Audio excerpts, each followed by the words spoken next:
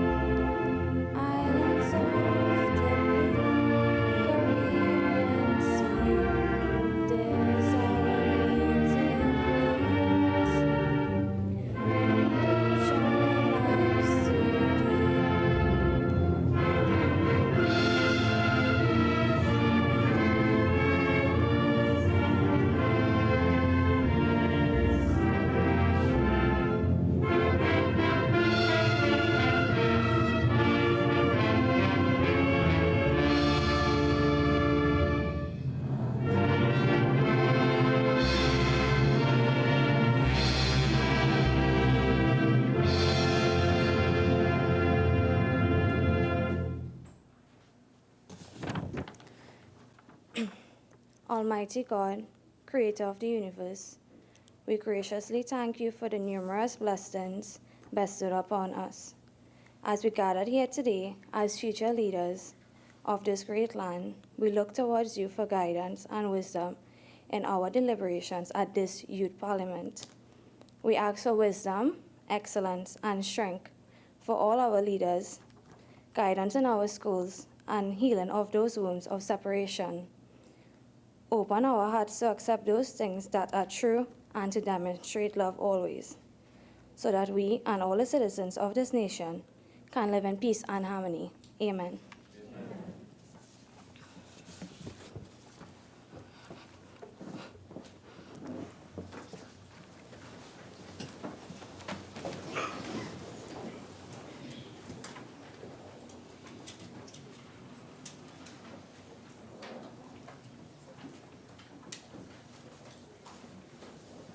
Announcements by the Speaker. Honorable members, Mr. Nathan Robert Griffith, member for San Fernando East and the Minister of Tourism, has requested leave from today's proceedings due to illness. The leave the member seeks has been granted. Papers. Prime Minister's questions.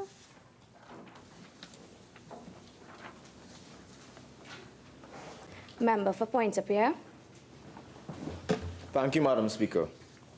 What does the government intend to do with the recommendations made at today's debate?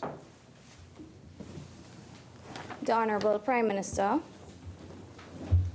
Thank you, Madam Speaker. The government will take the recommendations made today with the utmost concern and attention. We will make every effort to implement them in a timely manner with relevance to the specific ministries and in accordance with our Constitution and the laws of Trinidad and Tobago. Thank you.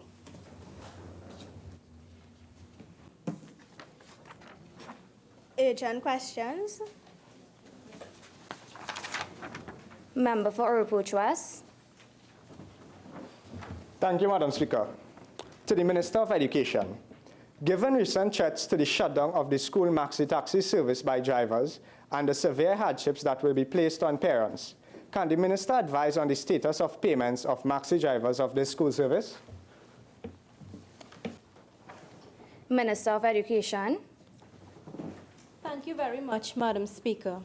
Madam Speaker, the position with respect to payments for services rendered by the Maxi taxi drivers is as follows. For March 2018, we have received permission from the Controller of Accounts to issue the checks that have been done. And I have been assured payments should be in the banks of the Maxi taxi drivers by this afternoon. For April, invoices were received from PTSC, but there were some adjustments to be made. PTSC has to resubmit the invoices with the necessary corrections. In May, invoices were submitted to the Ministry of Education by PTSC on Sunday, that is yesterday. We had our staff working assiduously, and at this point, I've been told that 2/3 of these invoices have been completed, and whether adjustments needed to be made, those were made. For June and July, again, we have received those invoices yesterday from PTSC. In some instances, submissions were incomplete. For example, invoices from drivers in the south were not received. We have contacted PTSC asking them to get into contact with the drivers in the southern district so that they can submit their invoices. We have been assured that we have the necessary funds so that all our Maxi taxi drivers can be paid once we receive the invoices and once it is verified. Thank you. Member for Couva South. Thank you, Madam Speaker. To the Minister of Trade and Industry, in light of an announcement that there will be an increase in flour prices, could the Minister indicate what is the current state of discussions with the national flour mills? Minister of Trade and Industry. Thank you very much, Madam Speaker. Let me say definitively that there has been no announcement of an increase in the price of flour. Rather, there was an article which featured Mr. Kelvin Mahaber, the CEO of National Flour Mills. And in that article, he would have cited several challenges, including the price of wheat and the fact that price was increasing. And it is in that regard that I have responded. Your question here speaks to the communication aspect of it. National Flour Mills will meet with them next week to discuss the pricing of flour. Thank you.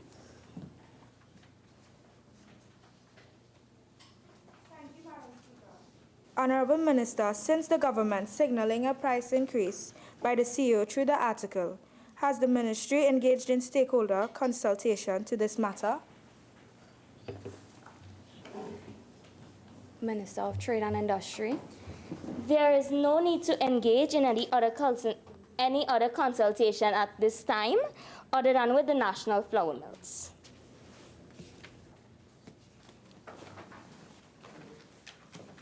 Questions to ministers? Member for Couva North. Thank you, Madam Speaker. Question number 1 to the Minister of Finance. Minister of Finance. Thank you, Madam Speaker. Neither the Ministry of Finance nor the Central Bank of Trinidad and Tobago have received complaints indicating that local shipping couriers are experiencing inordinate delays to import goods due to foreign exchange shortages. Thank you. Member for Lupino. Thank you, Madam Speaker. Question number 2 to the Minister of Foreign and CARICOM Affairs. Minister of Foreign and CARICOM Affairs. Thank you, Madam Speaker. The Government of Trinidad and Tobago is cognizant of the imperative for ambitious and urgent global action to address the unsustainable direction of global temperature increase. To this end, Madam Speaker, Trinidad and Tobago signed the Paris Agreement on the opening day of signatures on the 22nd of April 2016, thereby symbolizing this country's continued commitment to multilateral action and support of the United Nations framework on climate change to treat with the problem. The government is aware of the ratification is the next natural step in this process. The matter is accordingly receiving due attention. Thank you, Madam Speaker. Member for Tabakit. Thank you very much, Madam Speaker. Question number 3 to the Minister of Public Administration. Minister of Public Administration. Thank you, Madam Speaker. There are 6 new initiatives being undertaken to promote public sector reform. These initiatives will address, number 1, size and structure of government, through a rationalization of the public service consequent on the reduction of ministerial portfolios. Number 2, government accommodation, through a rationalization of government accommodation. Number 3, contract employment, through review of the arrangements for the management of contract employment in the public service. Number 4, government vehicles, through guidelines for the allocation and use of government vehicles. Number 5, public service governance, through the operationalization of the center of government. And number 6, information and communications technology, through the Free Island-wide Public Broadband Wireless Network Initiative. Thank you, Madam Speaker.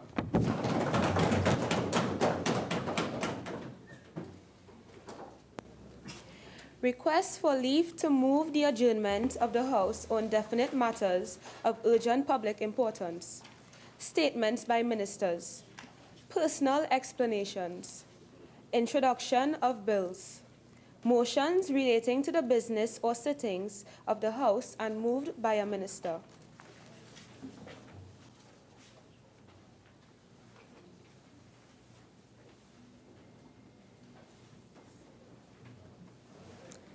Leader of the House.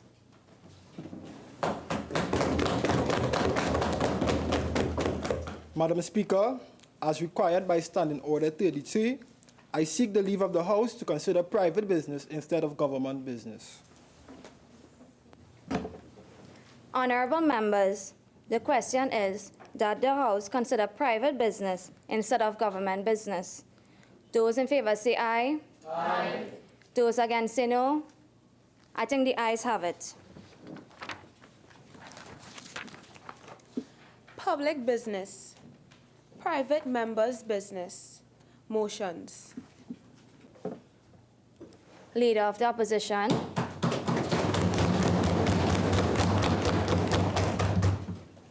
Thank you, Madam Speaker. I beg to move the following motion standing in my name. Whereas, research has shown that prison sentences are inappropriate for the offenses related to the use or possession of small amounts of cannabis or marijuana. And whereas the backlog of cases in relation to the possession of small amounts of marijuana places a burden on the resources of the criminal justice system, resulting in overcrowding at the nation's prisons. And whereas several countries have decriminalized marijuana for medicinal and recreational purposes, be it resolved that this House do call on the government to amend all the requisite legislation to decriminalize the possession of small amounts of cannabis or marijuana for medicinal or recreational use. Marijuana should be decriminalized is a phrase we're going to hear quite often today. But what we need to understand are the positive and negative effects of decriminalizing marijuana. Because as we know, in every action, there's a positive and negative reaction. Before we jump into the debate, let us first understand what decriminalizing marijuana means. The decriminalization of marijuana is the lessening of criminal penalties now imposed for the personal use of marijuana, even though the manufacturing and selling of the substance is still illegal.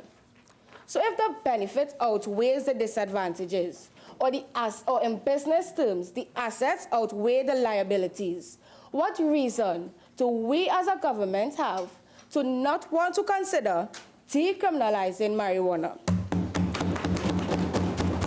Marijuana is a drug which comes from the cannabis sativa plant and contains over 500 chemicals.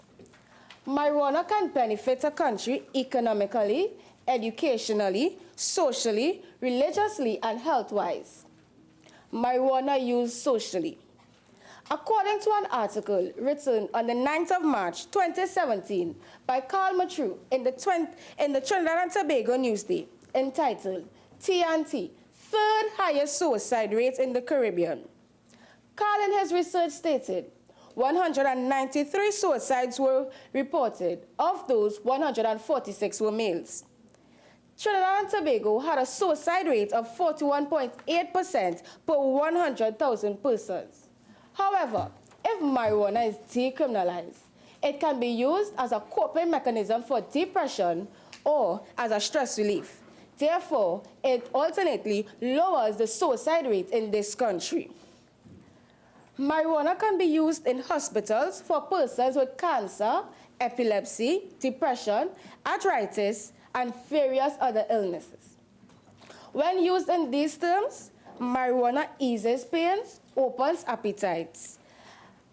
How do the members of the government sleep at night knowing they have just denied an ill person health care? My brothers and sisters, how much of our tax dollars are going down the drain to facilitate persons held and persecuted for small amounts of marijuana in their possession? According to a statistical report at YTC, over 200 teenagers aged 18 are charged and sent to YTC for being in the company of this illegal substance. This then sticks with them for their entire livelihood. Now, are you telling me that as a teenager, you never made any mistakes and was always perfect? Instead of taking thousands of tax dollars out of our income every month to mind these individuals in such correctional facilities, the money can be placed into a monetary fund and used to aid others, whether it be welfare or after natural disasters such as the flooding which occurred recently. Now, if we want to get technical, friends, Romans, countrymen, according to Arthur Lewis, a sociologist and economist, if third world countries or developing countries, such as Caribbean countries, were to move away from only a traditional economy and adopt some of the patterns and values of Western countries, it can help them begin to develop. With that in mind, if Trinidad, a developing country or third world country, were to decriminalize marijuana, just like our foreign brother Canada, who recently legalized it, it can help us begin to grow economically, which in turn benefits our schools, benefits our institutions such as schools, whereby there are more skilled teachers at both primary, secondary, and tertiary levels.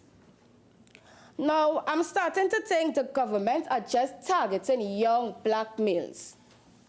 And the members of the government, the ones who were selected or elected for their position by the people of this country, why would I say the members are targeting young black males, you ask? We are currently living in a country where there's a larger lower class or working class and a smaller upper class. However, the laws which govern us are created by the minority. Therefore, the minority, who are the upper class.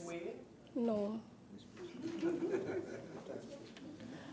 The laws which govern us are created by the upper class. Marijuana are predominantly used by the young black males or the working class. With access to such information, why would the government implement such heinous laws against such a crime so small? Yes, I know.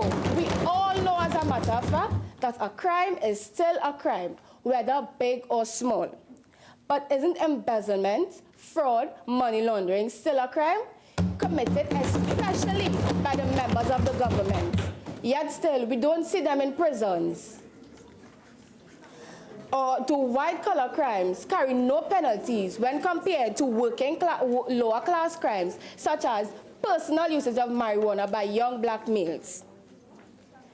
In closing, I would like to thank our brother island, Jamaica, who learned from their history.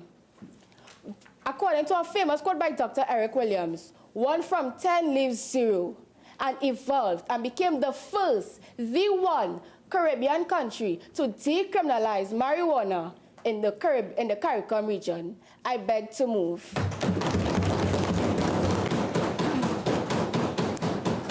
In accordance with Standing Order 41.5, the motion requires a seconder.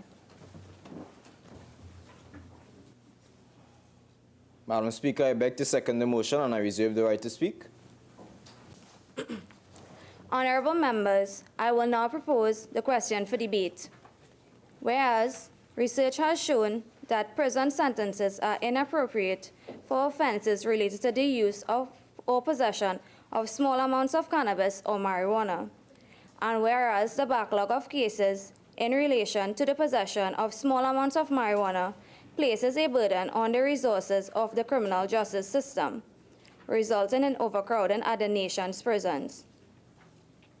And whereas several countries have decriminalized marijuana for medicinal and recreational purposes, be it resolved that this House do call on the government to amend all the requisite legislations to decriminalize the possession of small amounts of cannabis or marijuana for medicinal or recreational use.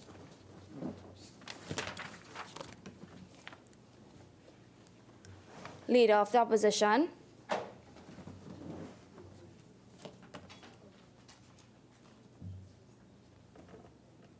Member for San Fernando West.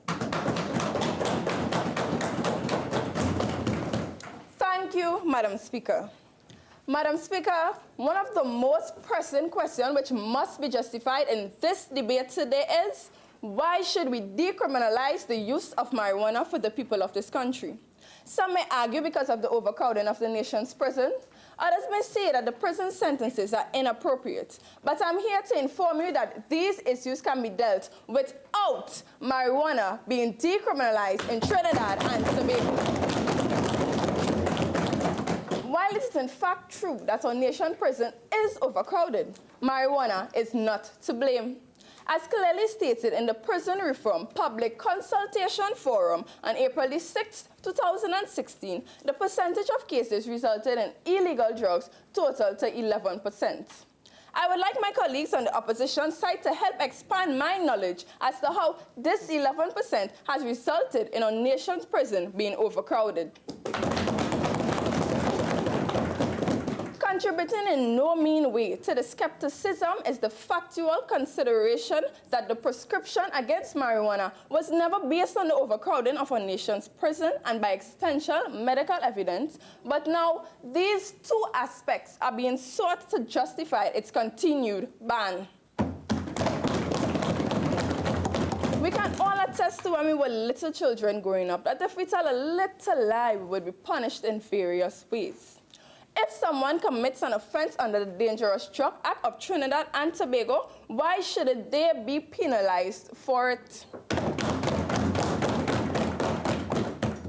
If it is in fact that the opposition members think that persons when held with small possession of marijuana should not be penalized, then we should not implement any laws in this country. The message in which they clearly want to send to the general public is that you have just committed a small crime, so you should not be punished for it. But I'm here to inform the House, Madam Speaker, that if the law is good for one, it is good for all. Madam Speaker, allow me to reiterate the issue of the overcrowding of our nation's prison. It takes up to 3 months for a simple possession trial to be completed. This is a result of the inefficiency of our judicial system. It is now left in the hands of the judiciary of the Republic of Trinidad and Tobago to deal with these issues in accordance to our vision, which deals with efficiency and timeliness. I can assure you that these issues would be met and there will no longer be the existence of the backlog of cases in our country. The criminal justice system would work towards the betterment of the period of time in which these cases are being completed. In Jamaica, a backlog reduction strategy was implemented in an effort to deal with the backlog of cases in their country. The government employed 15 to 20 judges on a permanent and a part-time basis to deal with these backlog cases. We in Trinidad and Tobago can also implement this strategy in an effort to deal with the backlog cases in our country. I stand with my government to uphold the laws which are already implemented in our country. If the burdens and the overcrowding of our nation's prison afflicts the minds of the opposition members so greatly, then I urge you all to encourage your constituency and by extension every citizen in Trinidad and Tobago to adhere to the laws of this country so that our prisons would not be filled. These laws, which are already implemented in the Dangerous Drug Act of Trinidad and Tobago, work within our favor for over a decade. So why should we now come and amend these laws when it in no way negatively contributed to our justice system? I I am most certain that the opposition side will argue that Jamaica decriminalized marijuana, so why shouldn't Trinidad and Tobago do it also? Marijuana in Jamaica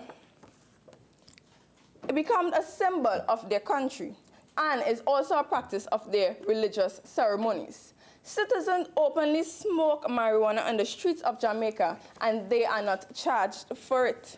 To decriminalize the use of marijuana in Trinidad and Tobago is not the best idea.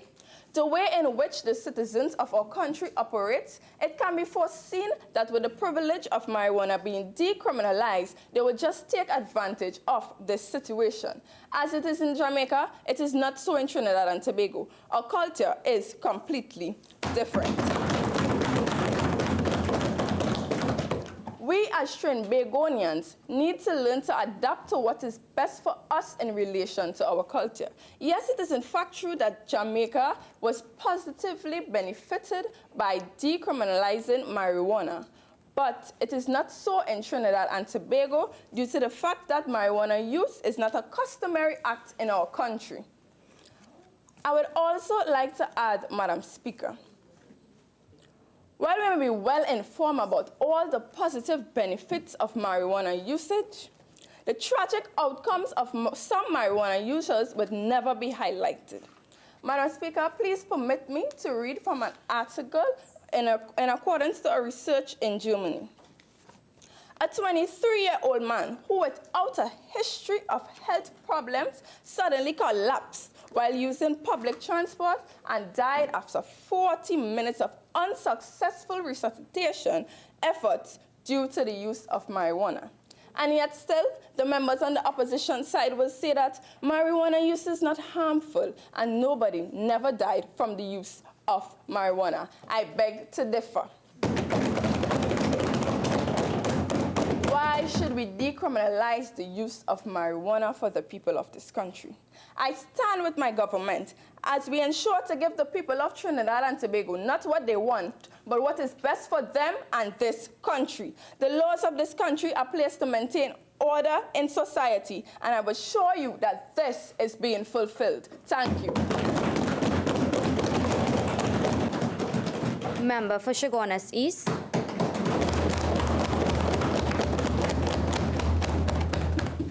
Thank you, Madam Speaker, for allowing me to enter my contribution.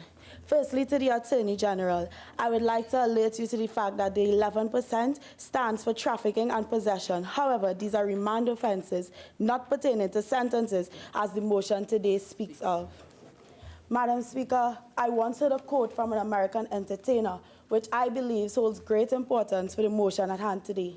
It goes a little like this. Why is marijuana illegal? It grows naturally upon our planet. Doesn't the idea of making nature against the law seem to you a bit unnatural? Madam Speaker, that first line holds great potency. Why is marijuana illegal? Professor Antoine of the CARICOM Regional Commission on Marijuana stated that the designation of marijuana as an unlawful substance is somewhat a recent vintage in our region. For most of our history, marijuana was a free substance grown easily upon our planet within this region. So then, Madam Speaker, the question remains, why is marijuana illegal? Cannabis can be traced thousands of years and tied to the history and cultural identity of this region. Cannabis was first brought to Trinidad and Tobago by the East Indian indentured laborers under the name ganja as a herbal use. So then we ask again, why is marijuana illegal? Marijuana, though it became persistent within the region, was criminalized with the introduction of the Dangerous Drugs Ordinance in British territories in the 1930s, and this signified the beginning of a new era for this region. Madam Speaker, the government professes its love for this country and all which reside in it, and in accordance with Section 4 of our Constitution, which states it is hereby recognized and declared that in Trinidad and Tobago they have existed and shall continue to exist without discrimination, by reason of race, origin, color, religion, or sex the following fundamental human rights and freedoms, namely, and I pay specific attention to Section 4D, which states the right of the individual to equality of treatment from any public authority in the exercise of any of its functions. So, Madam Speaker, with that being said, I bring attention to our healthcare system. How are persons within Trinidad and Tobago supposed to achieve the best healthcare if the drug that has the best benefits for them has been left criminalized in our society? Would the member give way? Sure. But you are definitely correct. But have you considered the substitutes that could be used instead of marijuana, which is beneficial and not harmful? Thank you, member, for your question. And in answering you, I would like to state we are aware of the other substances, but I would like to give you an example. Let us look at the advertisements we hear on TV. Side effects include vomiting, nausea, diarrhea, and the list goes on. So, are we supposed to allow our persons to use drugs which do not actually cure their illness, but instead it causes them more pain? Back to what I was saying. Madam Speaker, marijuana has several components, but we would like to bring specific attention to THC and CBD. THC, as we know, is the psychoactive drug present in marijuana, and CBD, the medical miracle. And yes, we, the opposition, are aware that there are other plants which contain CBD and no THC. However, allow us to say that these plants are not feasible for our region as they are native to countries with a different climate than ours. THC plus CBI gives a reaction which we often refer to as hazardous. But, Madam Speaker, allow me to say that this is only true for persons with a history of brain damage and mental health illness. So then, Madam Speaker, why are we denying persons in our country medical benefits? Because we have chosen to leave marijuana criminalized in our society. Madam Speaker, we hear things like use opiates like morphine, but let us consider patients suffering with nerve damage who these opiates do not help, as they are unable to respond to the medication. Madam Speaker, are we denying them of their rights in accordance with our Constitution because the government has chosen to leave marijuana criminalized in our society? We then turn to the government, who often says there is no way to control marijuana. Shall we let it out into our society?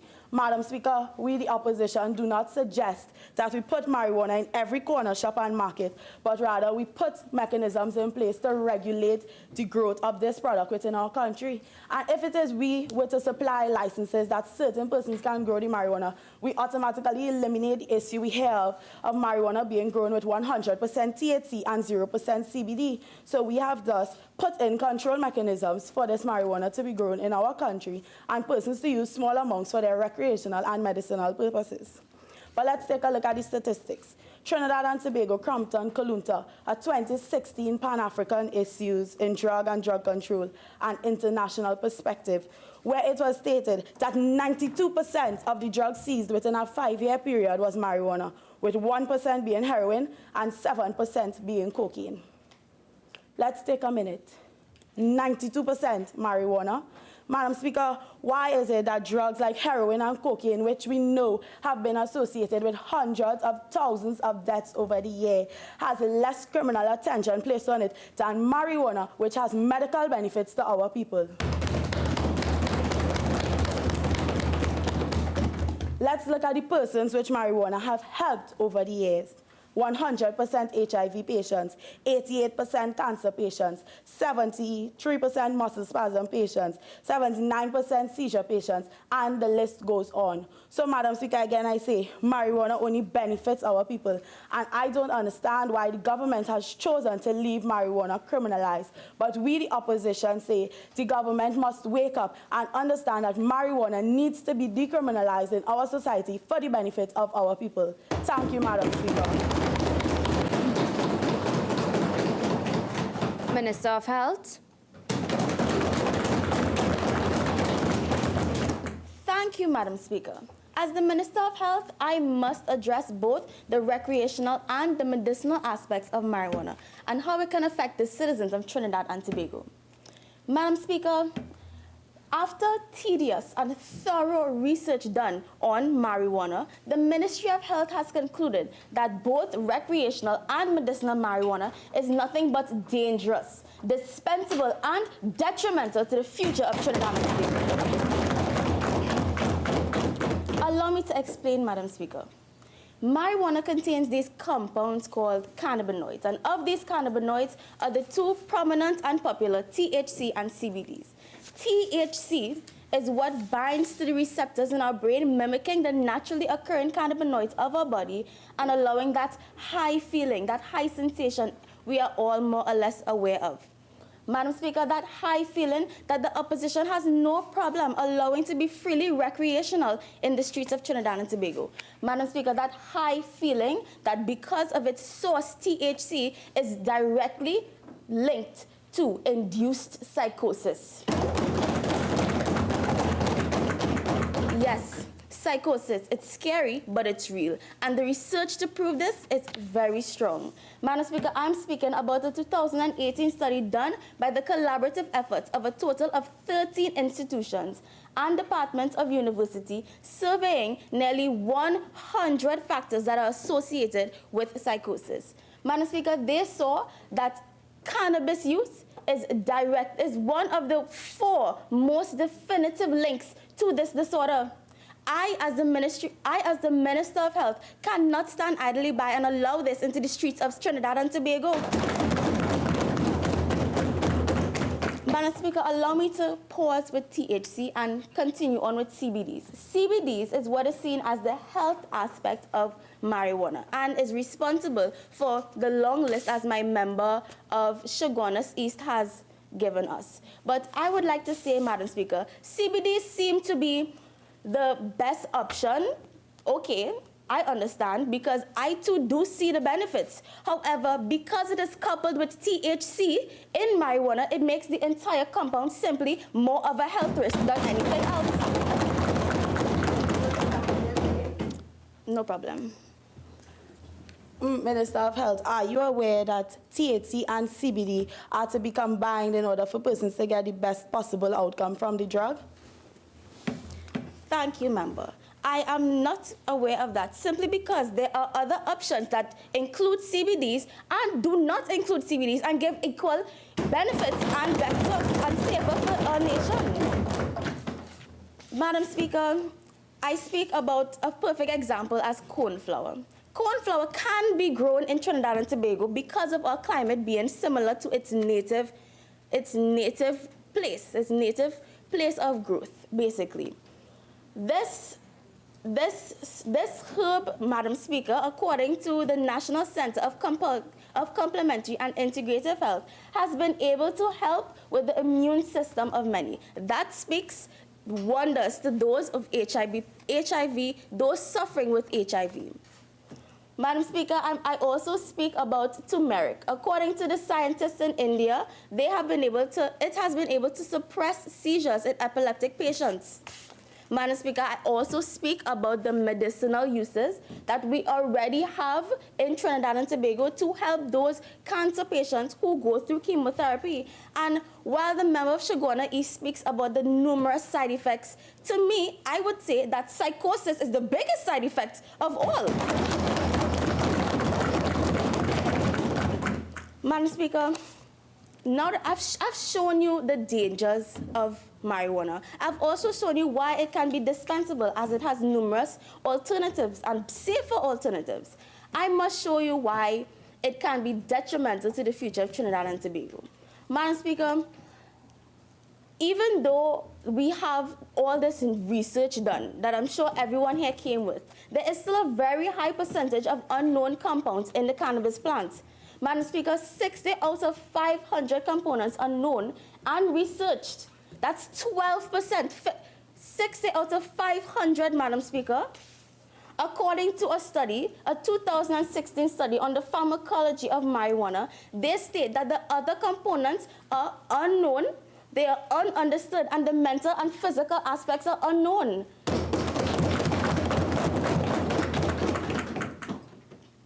Madam Speaker, I ask you, why should we allow such a drug to be entered into the streets of Trinidad and Tobago? If the other 2 points weren't convincing enough, I urge you to think about what the opposition is truly asking us to do. They want us to gamble with the lives of the citizens of Trinidad and Tobago by placing into their hands a substance that we do not know the full capabilities of. And this government will not have it, Madam Speaker. Let those other countries do it. Let Canada and the state of California in America do those things. Let us learn from their mistakes and successes and allow that 12%, that very minute percent, grow and increase in information so that we can make more sound decisions. Decisions, Madam Speaker, that can be... May the member give way? No, I'm sorry, I'm running out of time. These decisions that can both directly and indirectly affect those susceptible to mental illness and those who are suffering from mental illnesses. It can affect those bedridden in cancer and the perfectly healthy. So, Madam Speaker, don't you think that we should probably know a little bit more about the substance that we want to release into the streets of Trinidad and Tobago?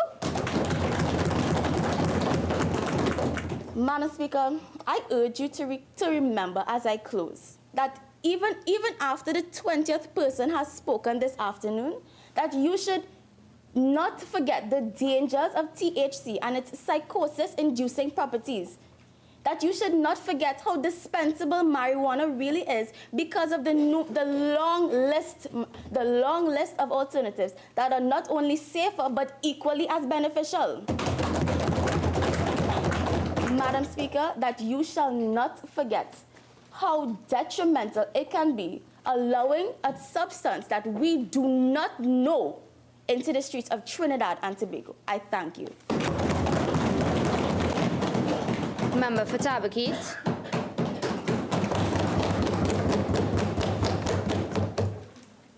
Thank you very much, Madam Speaker. Could I proceed with the Stand Order 4410 just to refer or express myself to the notes that I have? Leave you seek is granted.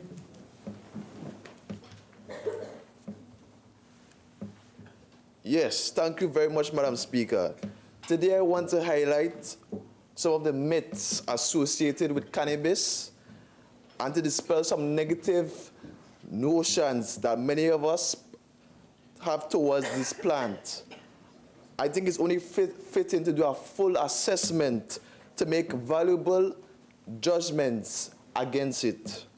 Madam Speaker, the government seems to have different preconceptions or personal ideologies of what cannabis does to one's health.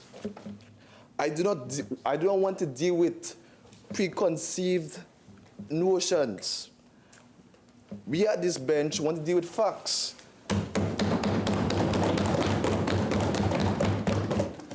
Therefore, I would like to enlighten the minds and the understanding to the reality that cannabis is not a quote-unquote bad drug as you may think. Madam Speaker, the first myth that I want to highlight is that cannabis is deemed as a dangerous drug under the Dangerous Drug Act.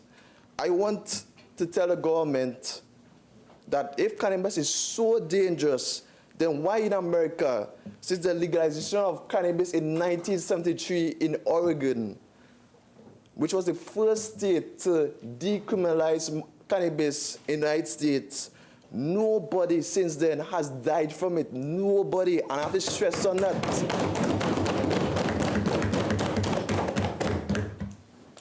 Yes, the government of the United States has not recorded any deaths of anybody using cannabis. However, according to the World Health Organization, almost 6 million people die from tobacco and 2.5 million people die from alcohol each year worldwide. Keep in mind that tobacco and alcohol are legal drugs and they are not considered as a threat to the laws of Trinidad and Tobago. Cannabis hasn't killed anyone, so why the government of Trinidad and Tobago still has these licit drugs, meaning legal drugs, prohibited for people to use, and it has been killing so many people. Would the member give way? No. According to the 2012 National Survey on the Drug Use and Health Report, written by the Center of Behavioral Health Statistics and Quality, alcohol and tobacco actually are more dangerous than cannabis. Based on the latest estimates, over 24 million people have used marijuana in the United States, with 40 million people using it regularly. Yet misinformation about cannabis still abounds. Madam Speaker, cannabis is said to be a gateway drug. It is a popular belief that people who have tried cannabis may eventually go on to try harder drugs. Will the member give way? No. To get a quote-unquote stronger high. The study released in January of 2016 in a Journal of School Health conducted by Texas A&M and the University of Florida showed that alcohol was the first drug used by teens. The survey interviewed 2,800 12th graders from across the United States, and they have indicated that 54% of them use alcohol before they have used other drugs, compared to only 10% who have used cannabis first. The study also highlighted that in the early teens use alcohol, the more likely they were to try other illicit drugs. Willie Nelson, the American country singer in the United States, he has said that if marijuana is a gateway drug, that gate better hurry, because he has been smoking cannabis all his life, and he had never found a gate to other drugs.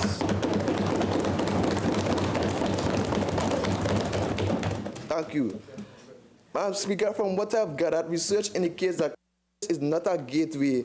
They just a Member, small... your time has expired.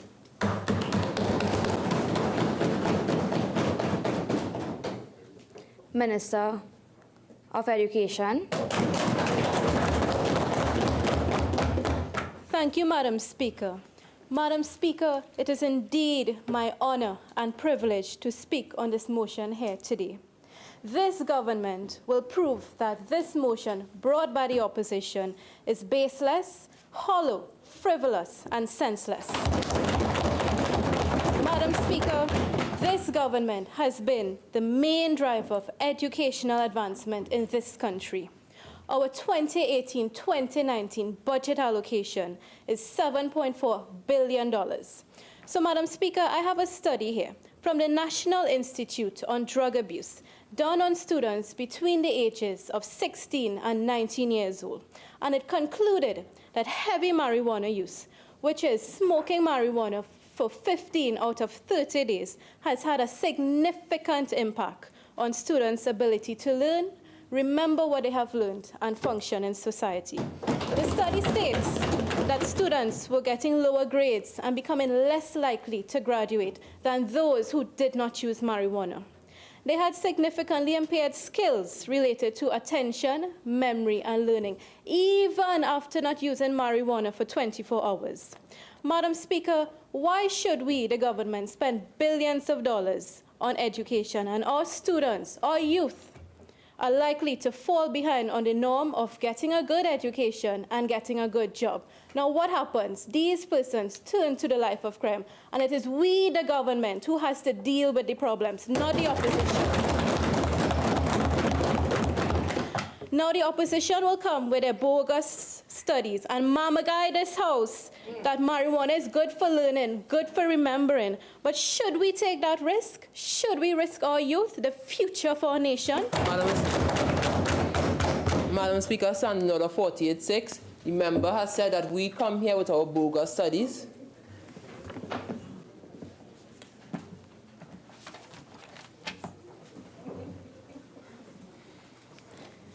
I agree with the member. I apologize and I retract my statement. Madam Speaker,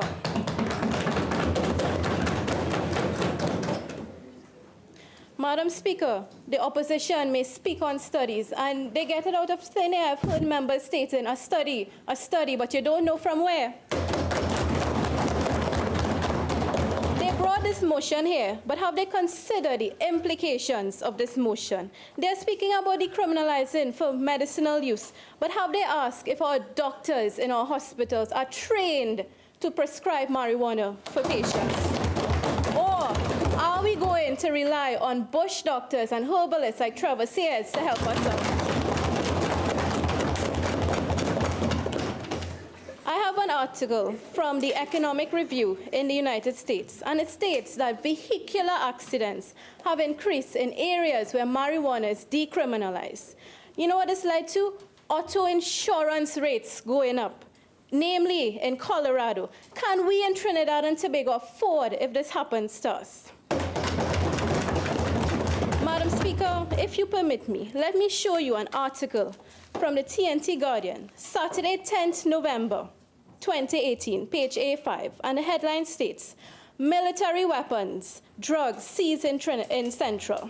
Now, I would like to congratulate the Commissioner of Police and his team for leading this bus. Marijuana with a street value of $1 million found. Now, if we decriminalize marijuana in the interim, would our suppliers be criminals? And I asked myself, why is the opposition supporting and fueling the business of criminals? I would also like to Madam Speaker, Standing Order 48.6, once again, the honourable member is imputed on the proper motive, saying that we are fueling the lives of criminals. I agree with the member. Member, you may continue.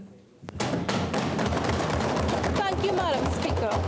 Now I want to ask, why should we amend the legislation to release incarcerated persons? Let me share a quote on the rule of law.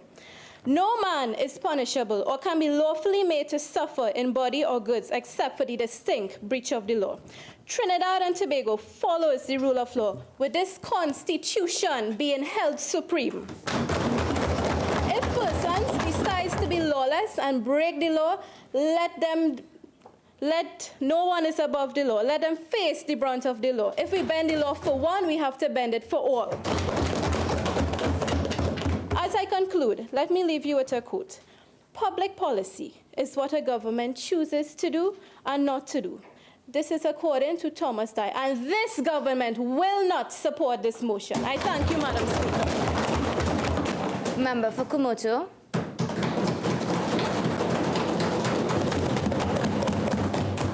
Thank you, Madam Speaker. With accordance to Standing Order 4410, I ask to read my contribution. The leave you seek is granted. Thank you, Madam Speaker. Madam Speaker, according to the National Institute of Health, marijuana is a drug that has been used over the last 3,000 years, with over 10,000 scientific research studies accomplished in the treatment of recurring ailments.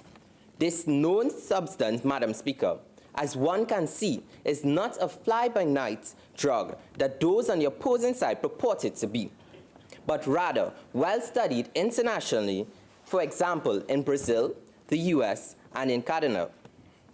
Let me enlighten my esteemed colleagues as to the detrimental diverse afflictions that one can find relief in.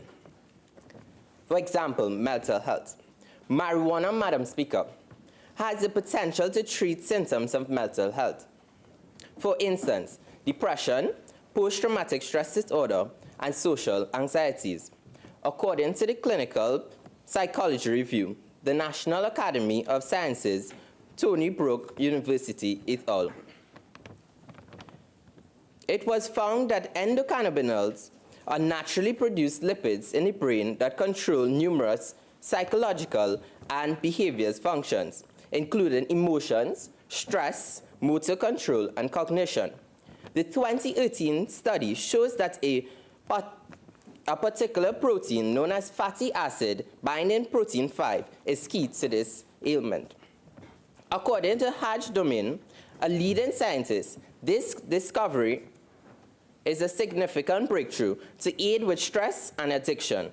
Therefore, the use of marijuana as a therapeutic aid is helpful. Some Some on the other side would say, Madam Speaker, that there are local drugs already available to treat with these ailments, but it is also common knowledge that these drugs have troubling side effects that may even harm the person more. This is not so with marijuana, as it is a herb and can be induced with little effects. Any minor side effects seen with the use of this drug will affect different persons in different ways, Madam Speaker. Furthermore, Madam Speaker, marijuana can aid in the treatment of ADHD or ADD for those with serious trouble concentrating marijuana.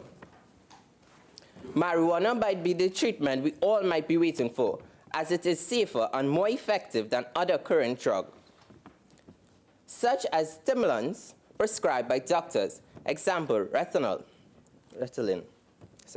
Marijuana is believed to have the same impact on dopamine levels as prescription medications. For example, a study called Subtypes of Attention Deficit Hyperactivity Disorder and Cannabis Use was published in the journal Substance Use and Misuse in 2014. This study analyzed subtypes of ADHD and cannabis use among 2,811 people.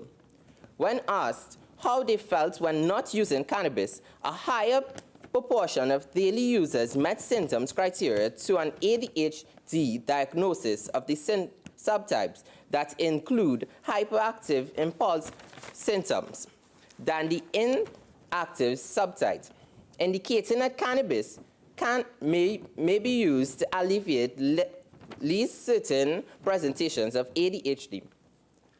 It may suggest that whereas stimulants, non-stimulants, and behavior therapy may help ADHD, marijuana can assist too.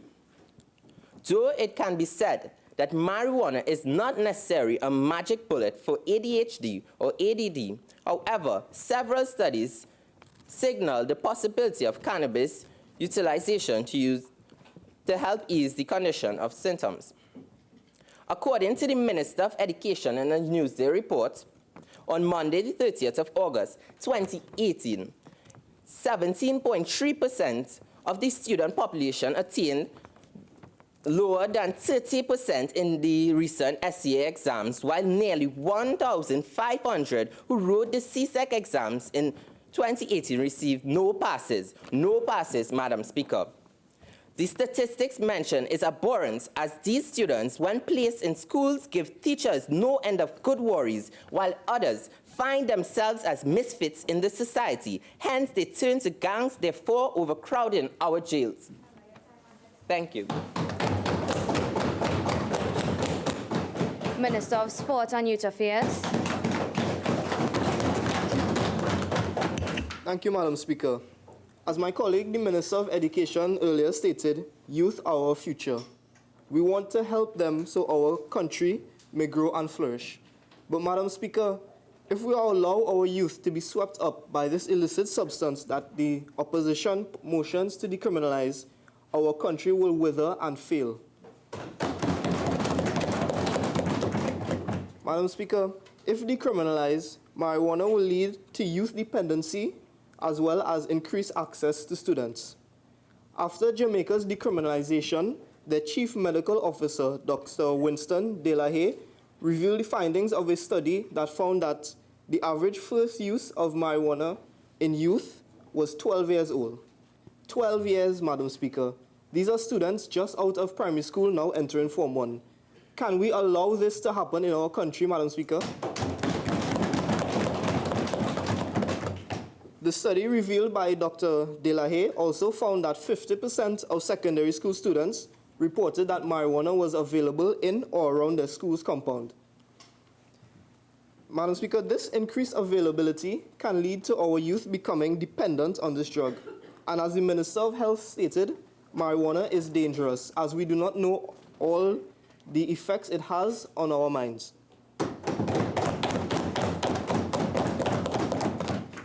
Madam Speaker, I would just like to clarify that dependency can be broken down into two different subcategories: chemical dependency and physical dependency.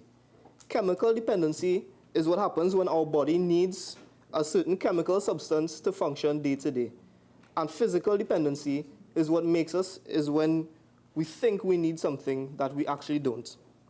Madam Speaker, chemical dependency can lead to withdrawal symptoms when the substance is not used and can lead to youth being put into rehabilitation at very young ages, which will hamper their educational growth as well as many other aspects of their lives.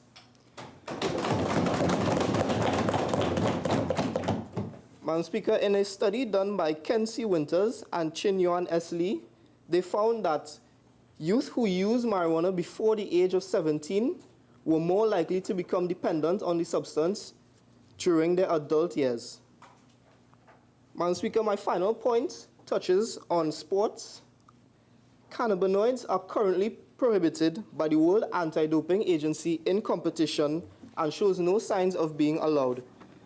Madam Speaker, if decriminalized and marijuana, if decriminalized and used by our athletes as a pain relief aid, marijuana, and they are found with it in their systems in competition, they will be banned and our chances of medaling will be further lowered at these international games.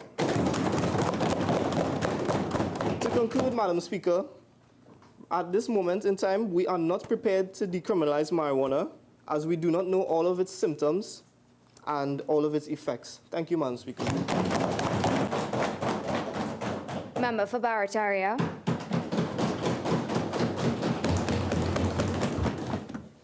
Thank you, Madam Speaker. Marijuana, also called weed, herb, or cannabis, is a plant scientifically known as Cannabis sativa. Cannabis sativa is indigenous to Eastern Asia, but due to widespread cultivation and distribution, it reached our shores. Marijuana is illegal in Trinidad and Tobago. However, it is widely used by the vast majority of our population. It is the most commonly used illegal drug. Many people smoke it, drink it, or even eat it. It is used as a herb in tea to make cakes and to make cakes, etc.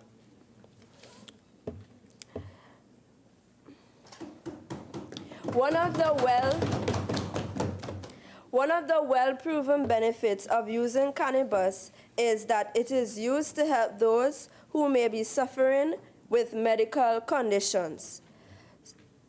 Supporters point studies by the University of California Center for Medicinal Cannabis Research, where it was found that cannabis reduced the nerve pain of patients suffering cancer, diabetes, and HIV/AIDS.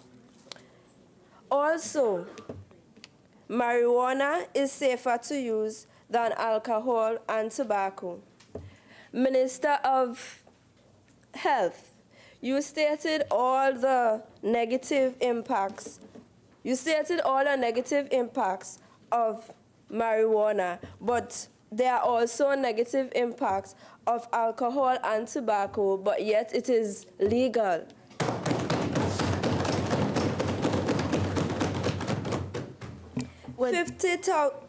Would the member give way? Yes. Member for Barataria, while yes, there are negative impacts with tobacco and alcohol, we actually know all of the compounds that make up this. And that is why we can actually allow it to be freely used to the public, because we know exactly what can happen and what can't happen. 50,000 people die each year from alcohol poisoning, and each year more than 40,000 deaths are attributed to the use of tobacco. In addition, you cannot die from an overdose of using cannabis, and it's non-toxic. Yet, both alcohol and tobacco, which cause more deaths each year than cannabis, are illegal.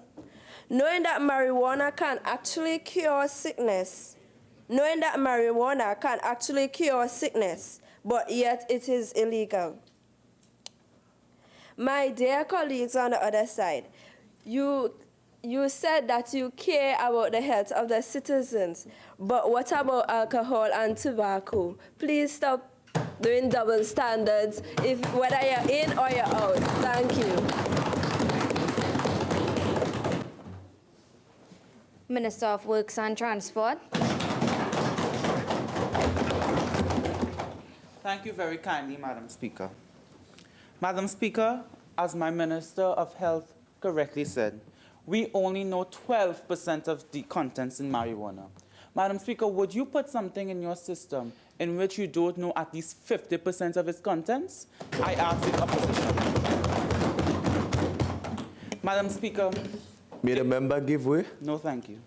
Madam Speaker, if you look at the Vietnam War, which took place in 1955 to 1975, a huge marijuana research was done, and it showed that marijuana had a different effect on each soldier. This drug cannot be measured, Madam Speaker, and this is one of the reasons we will not allow it in our country. Madam Speaker, in relation to my constituency, Laventille West, I am not risking the work already being put in place to decriminalize this drug, Madam Speaker. I put my blood, sweat, and tears into my constituency, and I will not allow this baseless motion, as the Minister of Education say, to be in Trinidad and Tobago streets. Madam Speaker, 40% of research done by the U.S. Department of Justice and Drug Enforcement Administration show that 40% of all major crimes tested positive to marijuana. Madam Speaker, Trinidad and Tobago cannot deal with a higher crime rate. Also, a study done by the U.S. Library of Science showed that decriminalization of marijuana leads to more criminal activity. In an exercise supervised by Senior Superintendent Ajit Prasad, showed that 700 grams of marijuana and 44 rounds of 9mm ammunition were seized. Madam Speaker, this shows the direct link between decriminalization of marijuana and extra and more criminal activity. Madam Speaker, as I said in my constituency, I see these young, intelligent males, Madam Speaker, who can be doing something so productive with their life, wasting it because of this drug, this immeasurable drug, Madam Speaker. And as a past Prime Minister of our country said, Dr. Eric Williams, where he quoted, "The future of this nation lies in the school bags of our children." This means the kind of Trinidad we have tomorrow depends on how educated our youth are. And this drug does not prove positive to this, Madam Speaker. We will have to deal with problems like youth delinquency, Madam Speaker. If you look at the population pyramid of a less economically developed country, the working force is the biggest, the working class is the biggest class, Madam Speaker, and this starts at age 15. These youths, Madam Speaker, can be working in the labor class, Madam Speaker, and improving the economical situation of Trinidad and Tobago. And this motion, Madam Speaker, because of its many negative, irrefutable effects, I will not, as long as I have a seat on this government, not allow this motion to be passed. Thank you, Madam Speaker. Member for Miaro.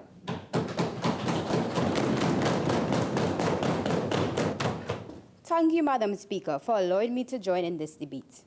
The Minister for Tobago West indicated that our chances of meddling in the World Games would decrease if marijuana is decriminalized. But I asked him if he's aware that Jamaica decriminalized marijuana in 2015, yet they had a high medal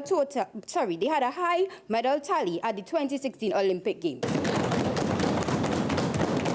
Madam Speaker, the burning question that the government may have, which the Attorney General asks herself, is why should marijuana be decriminalized? But I say that we as the opposition, we are well researched, we are well read and ready to tell you why. So, according to your 2016 theme song, let's do this. Madam Speaker, I assert that the cost of having marijuana decriminalized is way too high. According to S.W. Bates, in his economic research and analysis, it was posited that the incarceration of marijuana-related offenders continue to incur massive financial burdens on countries where the substance is still not decriminalized. And this is evident in Trinidad and Tobago because according to the Newsday article dated Thursday, 7th April 2016, the Attorney General said that it costs this country $20,000 to $25,000 a month for one prisoner.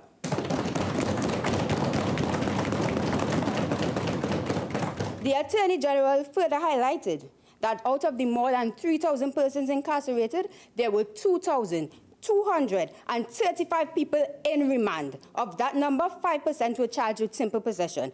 I mentioned remand. Do you know what is remand? Remand means that persons are detained in a prison until a later date, when their trial or sentence hearing will take place. Therefore, 5% are not sentenced, but just remanded for being in possession of marijuana. So they're occupying our jail cells until their trial and eventual sentencing. And mind you, our jail cells are so spacious. I was being sarcastic there because according to the Attorney General's statistics, again, from that very said newspaper, he said that the Port of Spain prison has a capacity of 250 persons, but it is housing 725 people. Carrera has a capacity of 185 people, but it is housing 201 persons. The Tobago convict prison has a capacity of 30, yet it is housing 53 persons, and out of those incarcerated, 5% were charged with simple possession, as previously mentioned. Now, that was statistics since 2016. We have not got statistics in 2 years on the amount of persons incarcerated for small amounts of marijuana. Attorney General, are you doing your job correctly?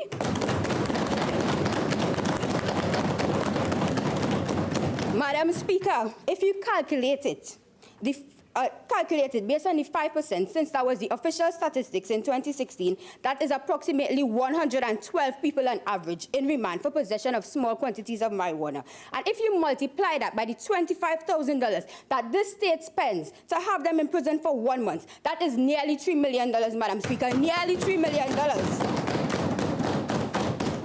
I know that my other colleagues would focus on the money being redirected to infrastructural developments, like better roads. But I want to highlight 2 other things that $3 million can be used for, or can be redirected to. Firstly, we claim that we are in a recession because Trinidad and Tobago has recorded a government budget deficit equal to 8.50% of the country's GDP in 2017. So won't that $3 million help us as a country with our economic deficit, even if it's a small start? Because as we say in Trinidad and Tobago, one does fill the baskets. Secondly, we can even take pattern from Portugal, who decriminalized marijuana in 2001 and made investments to prevention and treatment programs. And I am proud to say that we have prevention and treatment programs for drug abuse victims in Trinidad and Tobago. But do we have enough? In Trinidad, there are 10, but money can be redirected to ensure that there are more. But since most of them are in the Port of Spain area, what about Central and South? Don't we care about them? In Tobago, the old Scarborough Hospital was earmarked as an addiction center. But money can be redirected to implement more so that people can get real help rather than... Mama, your time has expired.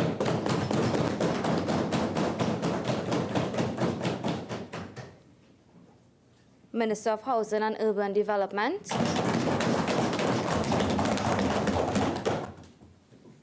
Thank you, Madam Speaker. The decriminalization of marijuana is being discussed globally, and it has become a very popular topic here in the Caribbean.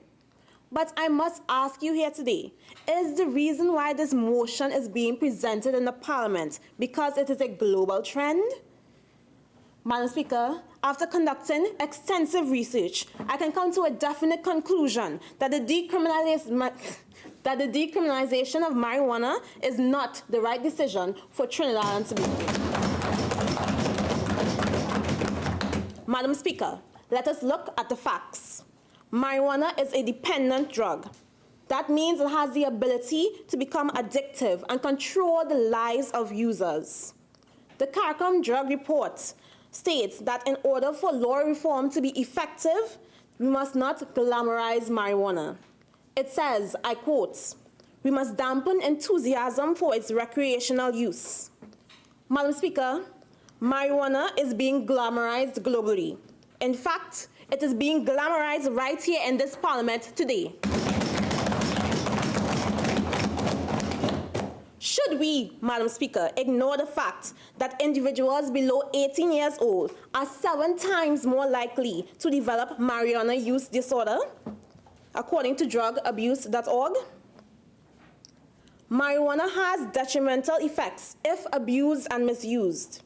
How can we prevent the misuse globally? This misuse, if it is being globally popularized and fantasized. Madam Speaker, let us ask ourselves, what makes more sense? Hoping that individuals, especially teens, will not abuse a drug and permanently alter their ability to learn, or keep the criminality of the drug intact and not allow individuals the opportunity to harm their well-being by using a drug that we only know 12% of the statistics on.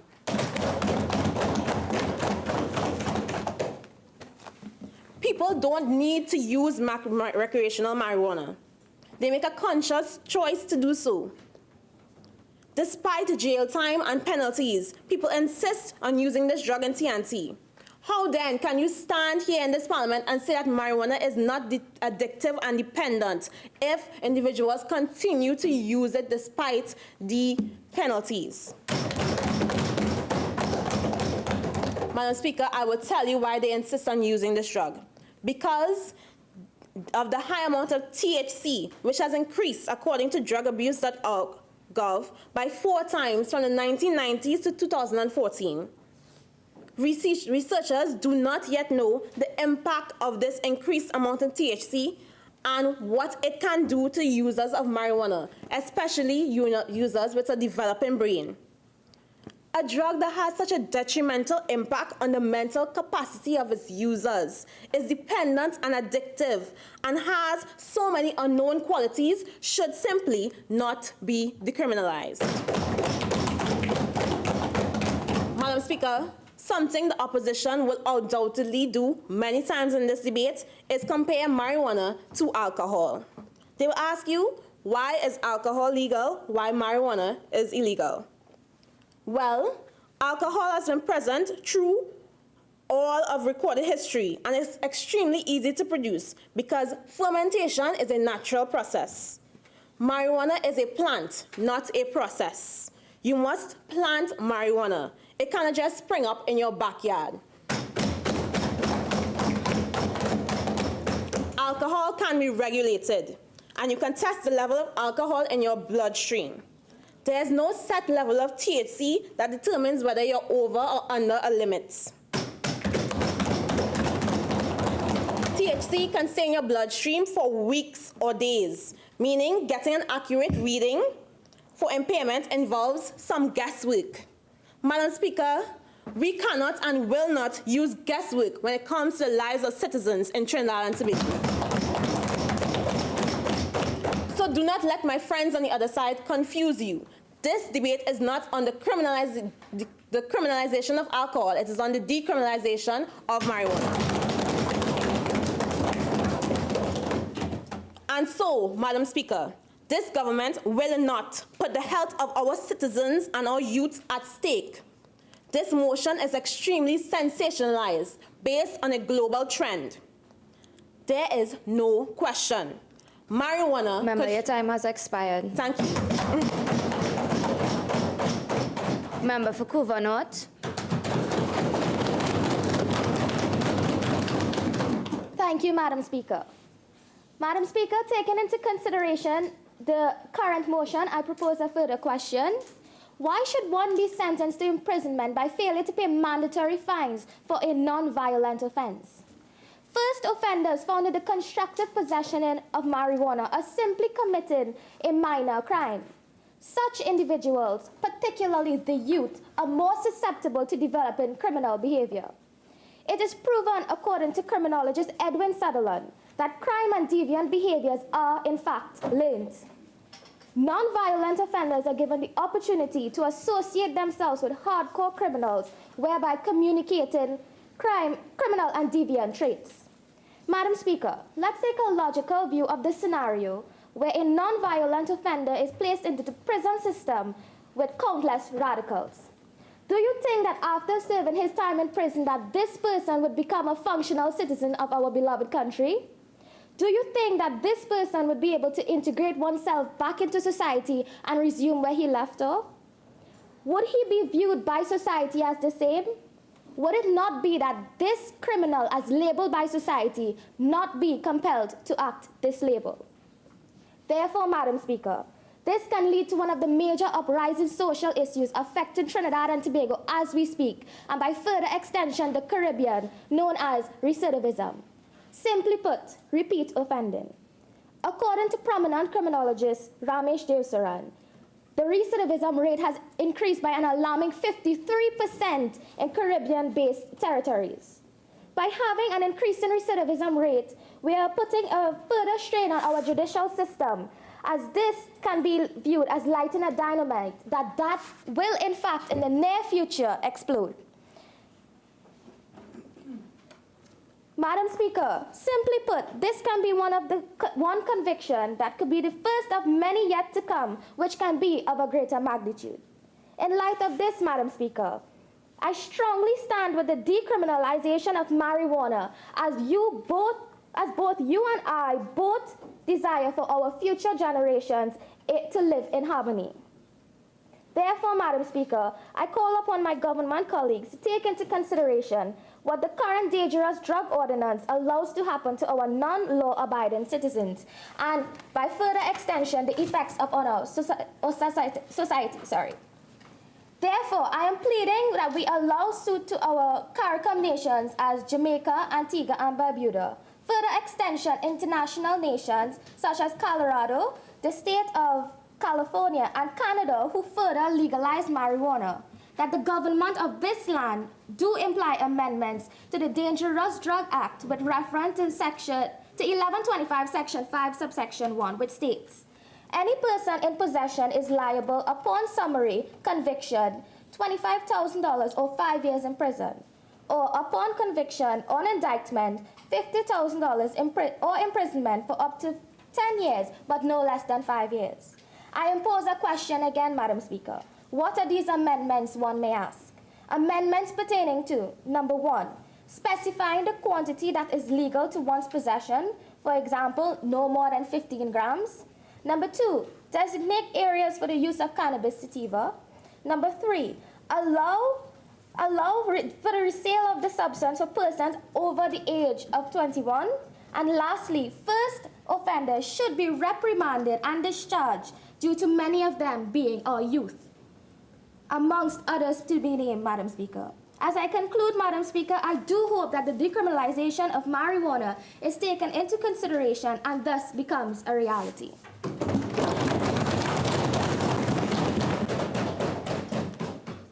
Minister of Public Utilities.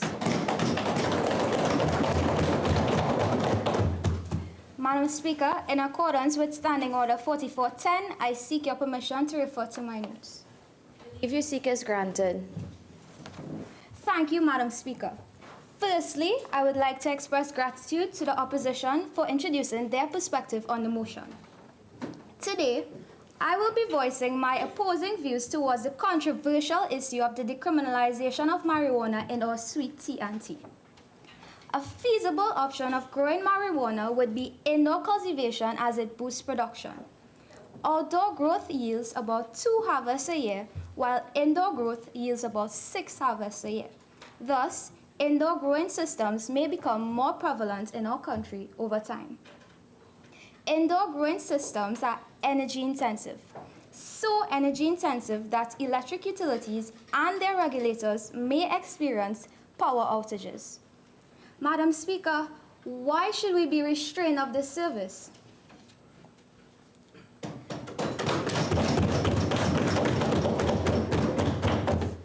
This process requires extreme lighting control, air conditioning, and humidity management. In fact, a study done by Jesse Rumlad and Nick Collins in 2016 broke down the energy consumption for indoor cannabis production and found that lighting accounts for 38% of the energy consumed, venting 30%, and air conditioning 21%. Madam Speaker, in November 2015, Utility Drive reported that Pacific Power experienced 7 outages due to demand overloads attributed to marijuana growth operations in Seattle. In another instance, it was reported that 45% of Denver, Colorado's load growth was coming from marijuana growth operations. Madam Speaker, Colorado's area is 269,837 kilometers squared, and Trinidad, a small developing country, is 5,131 kilometers squared, with Trinidad acting as a microcosm of Colorado. Imagine the extensive impact such an activity will have on our country's public utilities sector. Electricity consumed in this act of indoor growth of marijuana can also put a strain on our resources. With reference to American Public Power Association, a cannabis growing operation compares with the load profile of a data center or a hospital. Imagine that, Madam Speaker. From my points and references just mentioned, it can be concluded that the decriminalization of marijuana has many risks, and our government will not allow this motion to be passed. Thank you, Madam Speaker. Member for Oropouche East.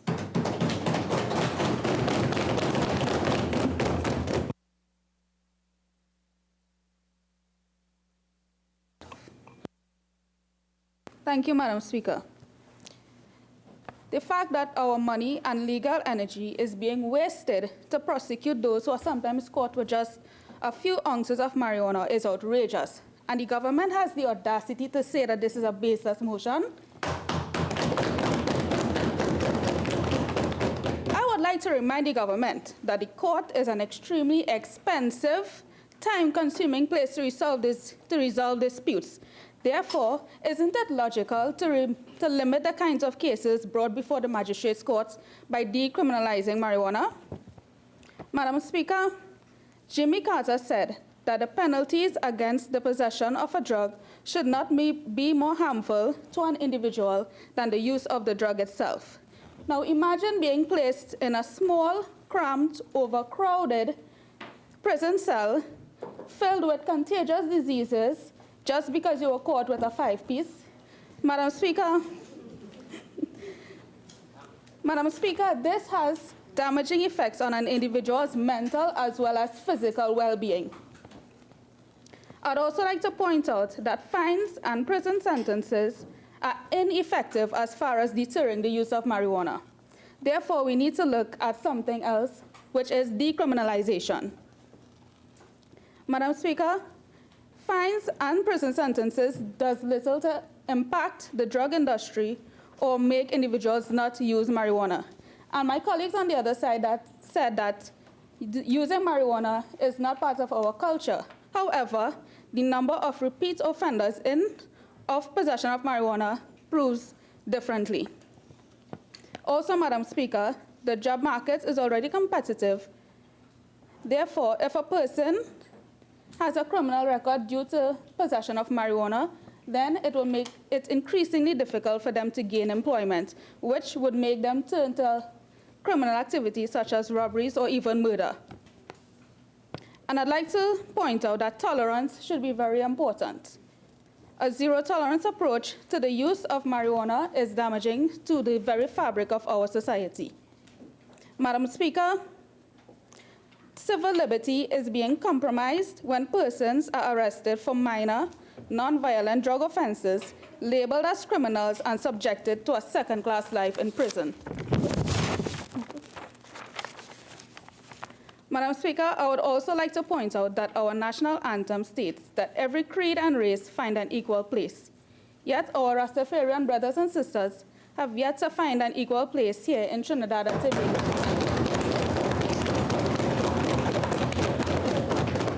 This is because a herb so important to their religious practices is against the law, why are they forced to defend their religious practices in court? Madam Speaker, I would also like to point out that despite popular opinion, Rastafarians do not use marijuana simply to get high, but it is part of their meditation, and it enhances unity and spirituality in their community. And this, Madam Speaker, is not harmful. I would also like to say that a lot of people say that marijuana use for recreational use is wrong. However, this perception was developed in the early 20th century by a racist man who headed the war on drugs, named Harry J. Anslinger. This man claimed that marijuana led to criminality, insanity, and death, without any scientific evidence, Madam Speaker. Additionally, US officials used this motive to criminalize marijuana in an attempt to prevent illegal immigration. Therefore, Madam Speaker, this war on drugs spread throughout the world, including the Caribbean. So we need to analyze our motives for really criminalizing marijuana. So let's be clear about one thing, Madam Speaker. Marijuana was not made illegal because it caused all these negative effects, as was claimed by persons who headed the war on drugs. Instead, it was made illegal in an attempt to control Mexican immigration into the United States and to help boost the profits of large pharmaceutical companies. And the profits of these companies are also boosted when other substances in which the government said could be used as alternatives are used. Madam Speaker, I would also like to say that there are incidents. People like to associate marijuana use with violence. However, there are incidents where, for example, in Denver, a man allegedly consumed marijuana candy and killed his wife. Member, your time has expired. Thank you.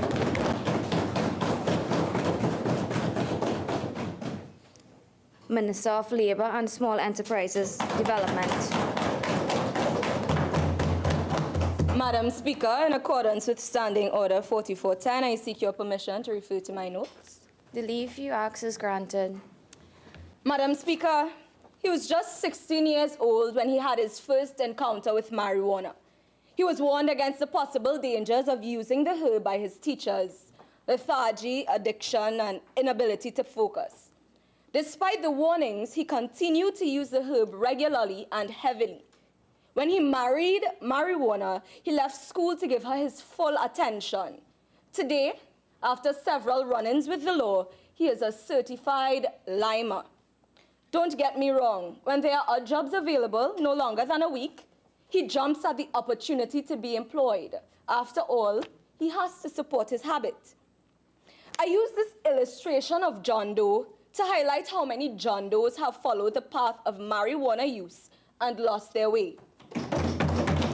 Reiterating what my colleague mentioned, Madam Speaker, according to the National Institute on Drug Abuse, people who start using marijuana before the age of 18 are 4 to 7 times more susceptible to addiction. What does this say about the future of our workplace? Are we to continue nurturing young adults who have no desire to work?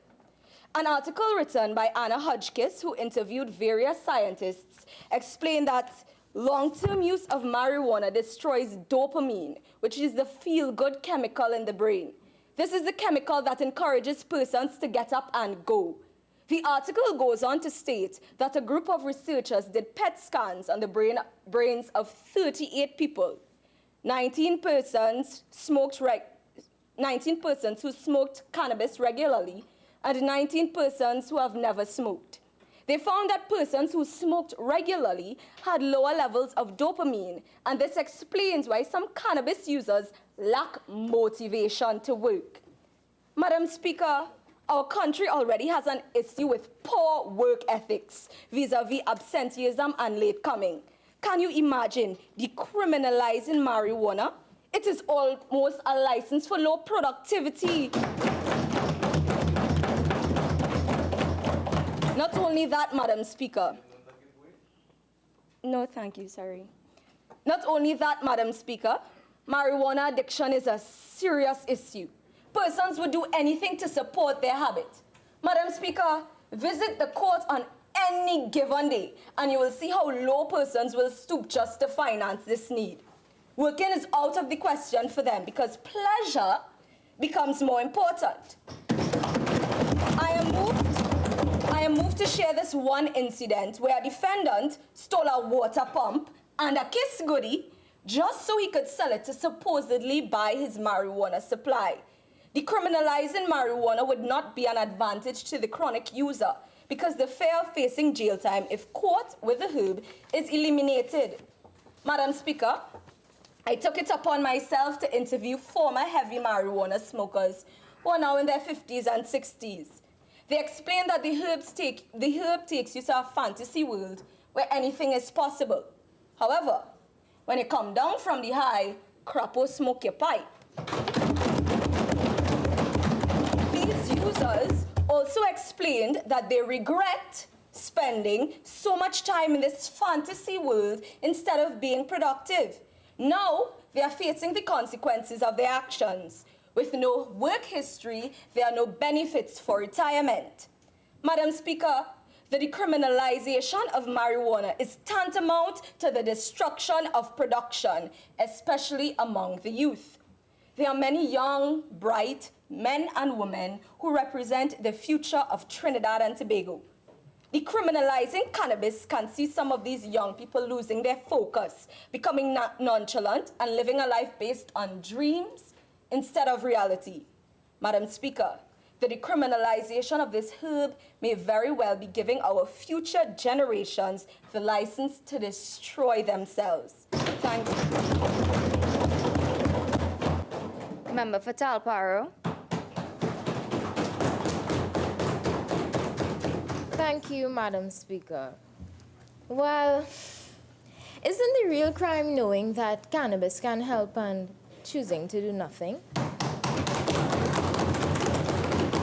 Cannabis, the most versatile herbal remedy and the most useful plant on the earth. Dr. Ethan Russo, Cannabinoid Research Institute.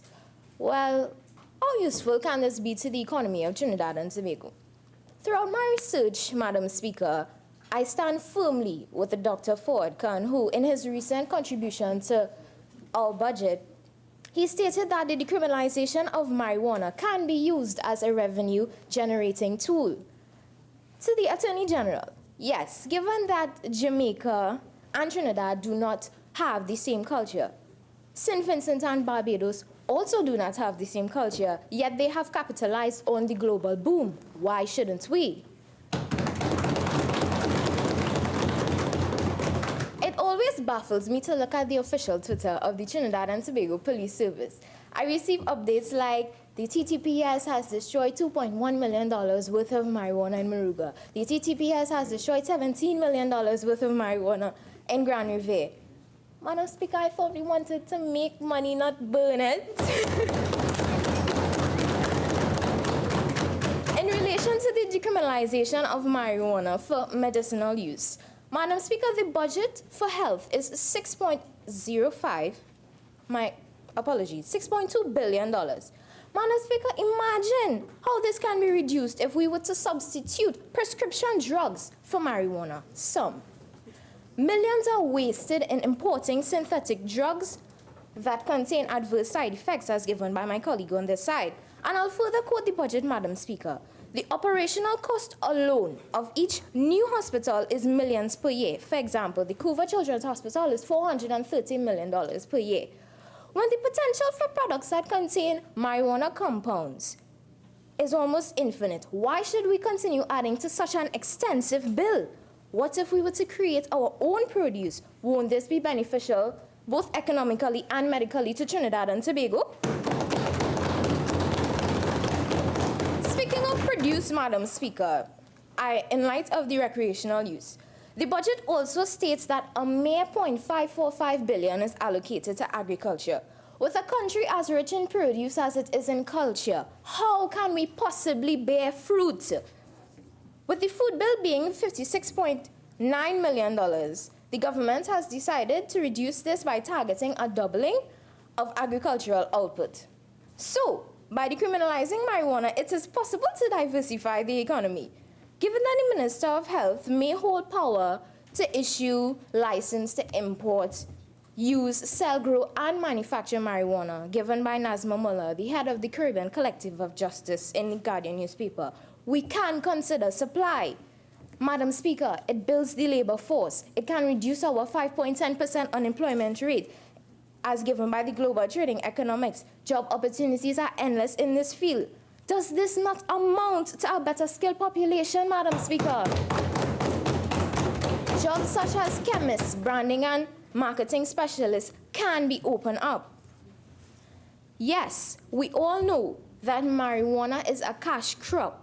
It is high in demand because it is decriminalized. According to an online source, the 420 Intel, as long as marijuana is prohibited, it remains under the control of the gangs.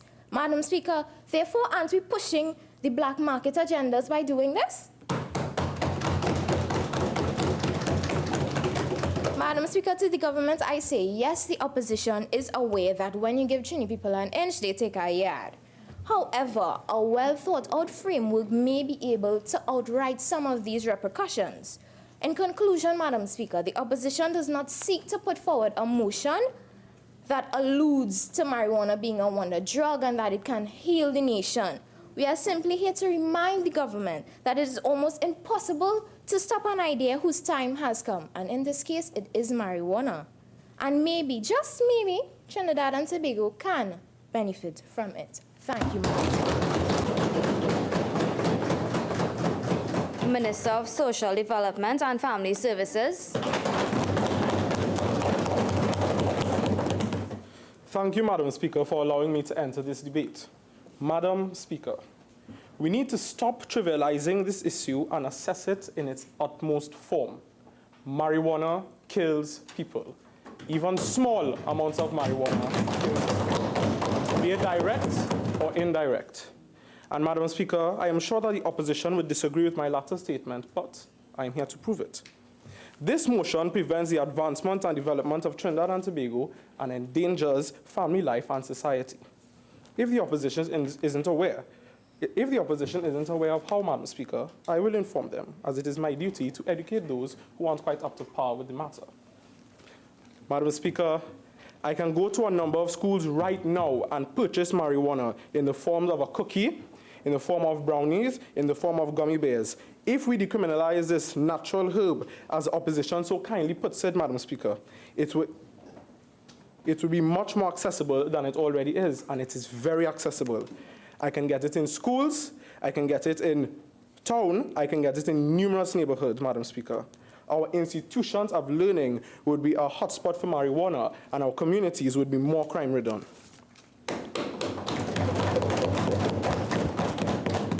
In doing my research, Madam Speaker, I found little to no convictions of small amounts of marijuana compared to large amounts. People are convicted for $400,000 worth of marijuana, $500,000 worth of marijuana, and $1 million worth of marijuana, and so on and so forth. People are natural opportunists.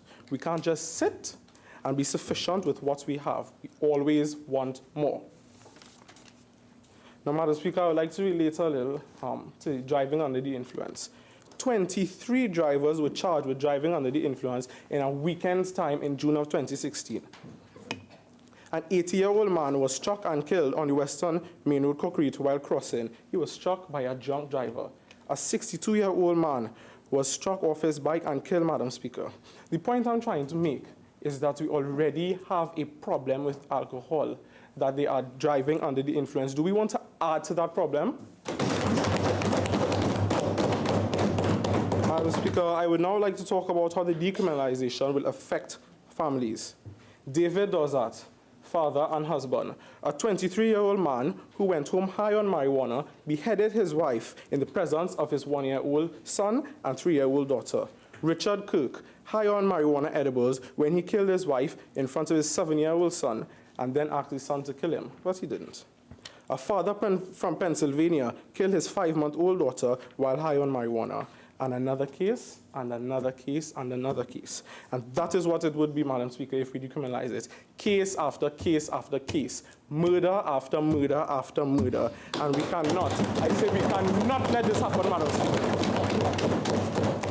I can't speak for the opposition, Madam Speaker, but what I can do is speak for this government, for Trinidad and Tobago, anyone with a heart, and the abilities of sympathy and empathy when I say we cannot turn a blind eye on a matter so glum, so desolate, and so inconsolable, Madam Speaker. As a government, our goal is to uplift and contribute to a progressive society, and the decriminalization would do just the opposite. Let us not do the norm and follow these other countries. Let us not contribute to the downfall of our society. Let us not decriminalize marijuana. Madam Speaker, I urge the opposition to reconsider their stance on the motion. Thank you. Member for Princestown.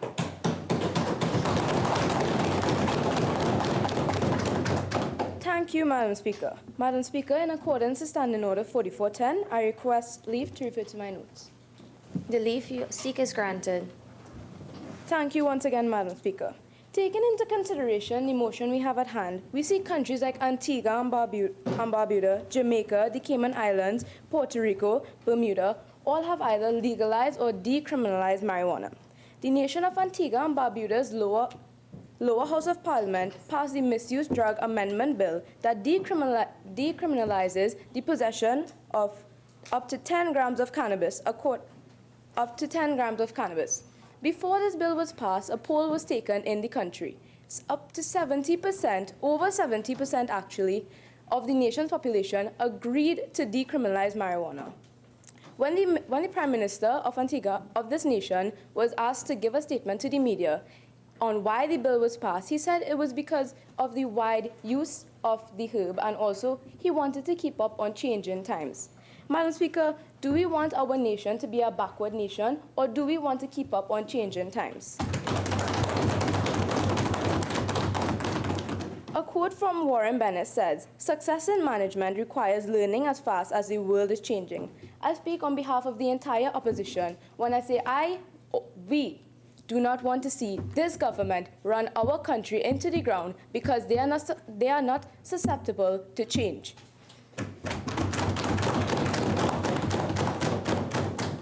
In the past, Jamaica has tried many ways to distance itself from its reputation as a ganja paradise. They have used millions of dollars in resources to try to educate their population on negative effects of this herb, but they have failed miserably, time and time again.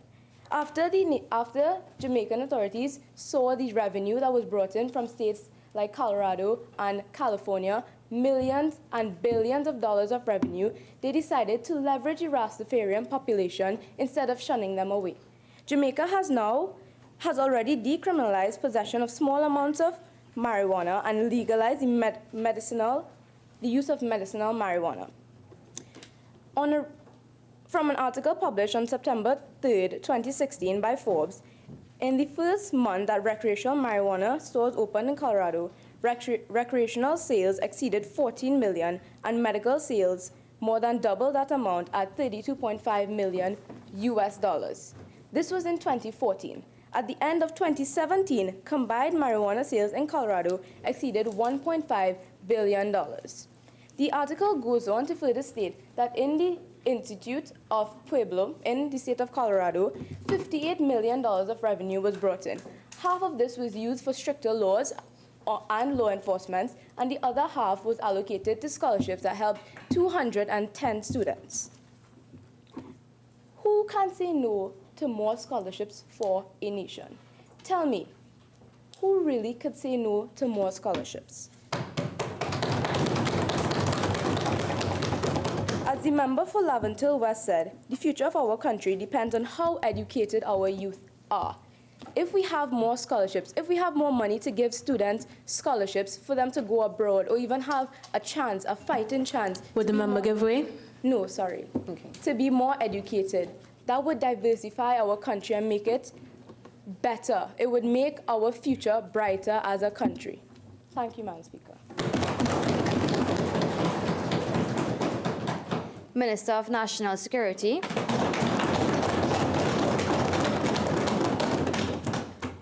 Thank you, Madam Speaker, for allowing me to give the House my contribution today. When we investigate the motion, it speaks to the decriminalization of marijuana, the small amounts, and where research has shown the prison sentences are inappropriate for these small offences. And I, for one, totally disagree with that. I strongly believe that the prison sentences are appropriate. And I know it's very, very, very confusing that I would think this. But there's a study done by the Australian Literature Association, and this is a body, and it's very important in a debate like this that it's well-read, well-researched, and that the study that I'm speaking about, they did not just solely do this in Australia, they did it around the world. And from their findings, they linked marijuana users to be involved in other criminal activity. This is 73% I am speaking about. 73% of marijuana users were also involved in other criminal activities. And of that 73, 52% were involved in rape, murder, child molestation, and human trafficking. Is that the motive that we want to push to our country? But let's not take information from quite Australia. Let's bring it home. And I like that member from Princestown, you spoke to the economic aspect of Jamaica, and that's great, and I love that. But let's investigate it a little bit more. So in 2015, they decriminalized marijuana, but by 2016, the economy boosts. And that's great for them. That's great for them. But in that 1 year period, their crime rate drastically increased. Is that what we want for Trinidad and Tobago? Is the motion that the opposition is presenting to us today more of an economic strategy and less of a safety precaution? Jamaica was ranked the 6th most violent country given in that year. Do the opposition wants us to be also in the running for that, the most violent country? By all means, if that is what you all want, then let's agree with them, right? Let's agree with them. But no, of course not. But there are other countries that decriminalize, and they're on that list as well for being violent countries. There's Colombia, well, of course, Jamaica, Venezuela, Honduras, and I can go on. I don't have enough time. But let's take an article from the Jamaica Observer. It's very, very recent. And if I may, I must quote. The ongoing ganja for guns trade between Jamaica and Haiti is also of major concern for Jamaica's future. Haiti is believed to be smuggling guns from the United States and battering them with Jamaica in exchange for marijuana. Given the crime we have on our borders right now, do we really want to increase that? Do we want our crime to increase and also our gun trade to increase? So I do believe that the prison sentences are inappropriate because there is a link with marijuana users and criminal activity, other criminal activity.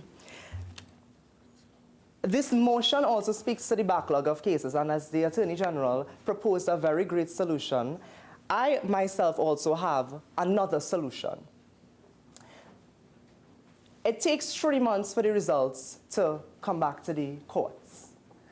I have investigated the system, and we have decided that the best thing to do is update the system and ensure that the workers there are trained and qualified to do this so it's a more efficient process, and it will happen at a faster rate. But you see, those are two simple solutions that doesn't include decriminalizing marijuana. But in closing, although the crime is how it is right now, and we, the government, work tirelessly to fix it, we are not in that place to do what other countries are doing. We are still working towards that. I mean, we're in the process of developing. In closing, I believe that all parliamentarians here are here because they want to give their constituency what they want. But as members, we need to not only give our constituencies what they want, but rather evaluate and give them what they need. And for that is why we sit on this side of Parliament and you all sit on that side. Thank you. Member for Caroni East. Thank you, Madam Speaker. I would just like to draw to your attention the agricultural implementations of marijuana. So, the closing down of Petroprint, we know it happened. The economy is going. We have no money. Put simply, that is it. And with the new implementations of the legalization of marijuana, I think this is a very good opportunity for Trinidad and Tobago to step into the forefront of economy and economic growth with marijuana. As a developing country, we need money. And for us to develop, we need to look at the future. And one thing that is upcoming is obviously marijuana. And the economic suffering as a result of the closing of Petroprint is a big blow to the country. And we need to do something about it. So the potential market, which is opening, I think that we should start growing marijuana and we should start exporting marijuana. Because according to Market Watch, published on October 8, 2018, Quebec and Ontario, two of the largest provinces in Canada, who have begun experiencing the sale of marijuana, began experiencing shortages of marijuana 1 week after sales began. So there's obviously a gap which we can fill. I think we can work in tandem with the agricultural minister and start growing marijuana. Thank you, Madam Speaker.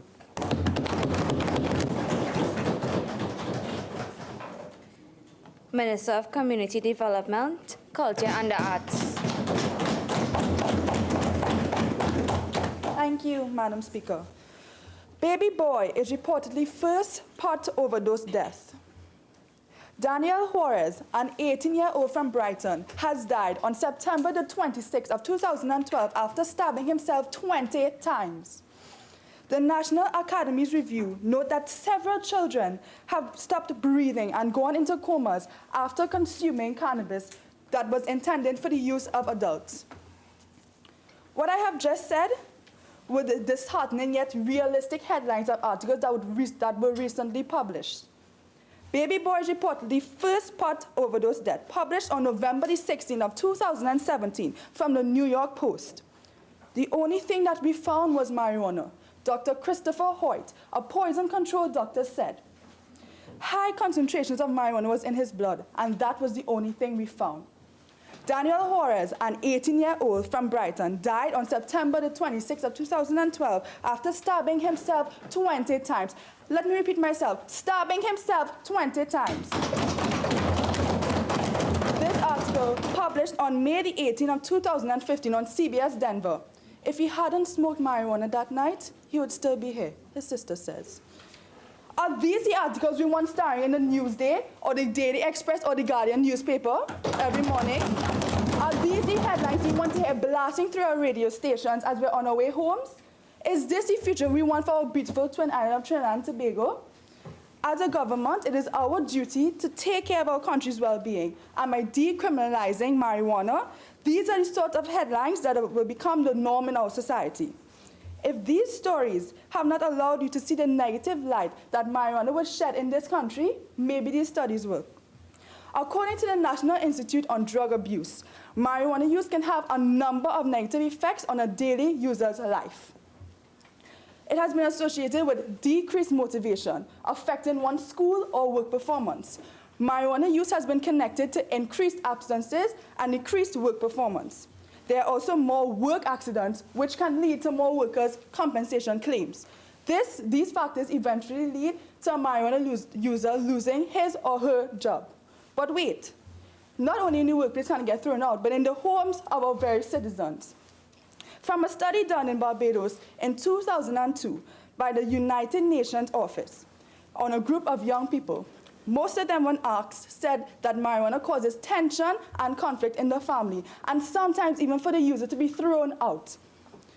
These two instances can give rise to more poverty and therefore more people on the streets of our communities in Trinidad and Tobago, and even worse, causing more criminal activity in these streets for these users to survive.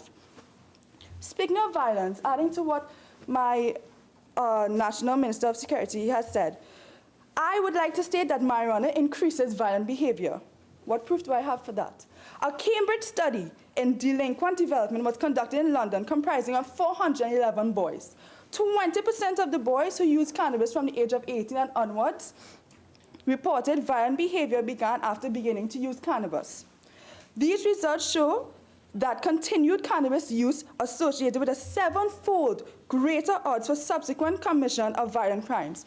I know what I just said, continued use. But you know, once you give Trinidadians an inch, they go take the mile. Now, my friends on the opposition side may ask, are we not hearing our public's cry? The truth is we hear our public's crying for us to change these laws, but it is not our job to give them what they want, but to give them what they need and what is best. And if we in Trinidad and Tobago want to see this country gradually destroy itself with the pungent and toxic smells of marijuana in the atmosphere, then we will decriminalize marijuana. And I don't know about you, but I want to see this country and the citizens in it grow and become the best that we can be. And by decriminalizing marijuana, we will be stepping in the wrong direction. Thank you. Member for Naparima.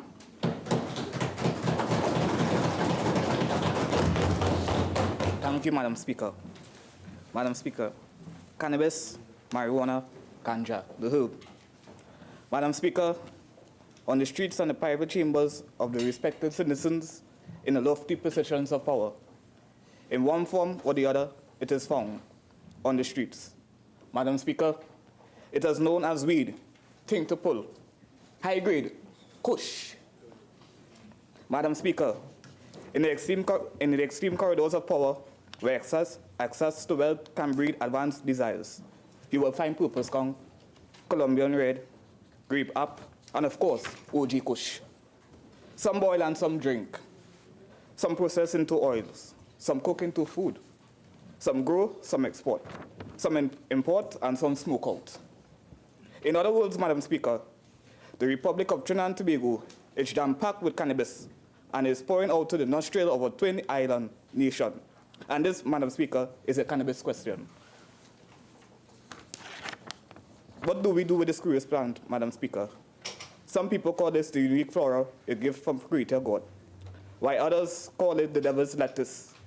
But Madam Speaker, what do we do with this herb? You have already heard a great deal of statistics from my colleagues of both sides of the extreme house. And so not to add to the length of the data in the later papers of my contribution, Madam Speaker, but I will say that the information of both sides of the divine indicate one glaring fact. Marijuana is here to stay, Madam Speaker. The entire plant and cannabis, marijuana, is a plant. The entire plant is very bountiful in what it can yield.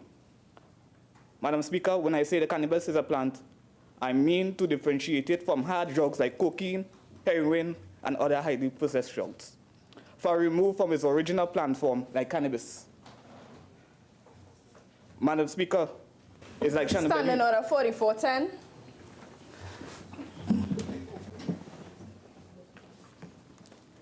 Member, you have to ask to leave before you read from the notes. Thank you, Madam Speaker. Sorry about that. It's like Shanabelli Osai, Spanish time, oh sorry, Madam Speaker. I do not know about you, Madam Speaker, but they can't have Christmas without black sorrel or sorrel.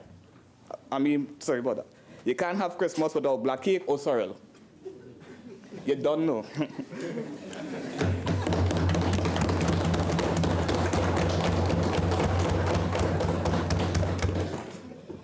Naturally, in the wild, when left harassed by a cutlass and the flame of a policeman, a helpless agent to the system get ready to accept the illumination of this new time. When I say that cannabis is very bountiful in what it can yield, I'm speaking about the great wealth that the blooming marijuana industry has already accumulated in a few short years. Madam Speaker, the first country to legalize the plant was Uruguay in 2013, when it began selling cannabis at a US $2.50 a gram. Madam Speaker, Standing Order 4410.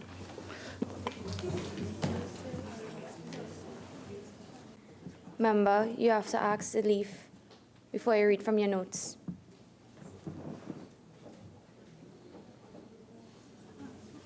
Madam Speaker, 4410. In accordance to write Standing Order 4410, I request to leave to refer to my The leave you seek is granted. Right. Thank you for that, Madam Speaker. When I say also that cannabis is very bountiful in what it can yield, I'm going to speak about the great wealth that in the booming marijuana industry has already accumulated in a few short years. Madam Speaker, the first country to legalize a plant was Uruguay in 2013, and it began selling cannabis at US $2.50 a gram.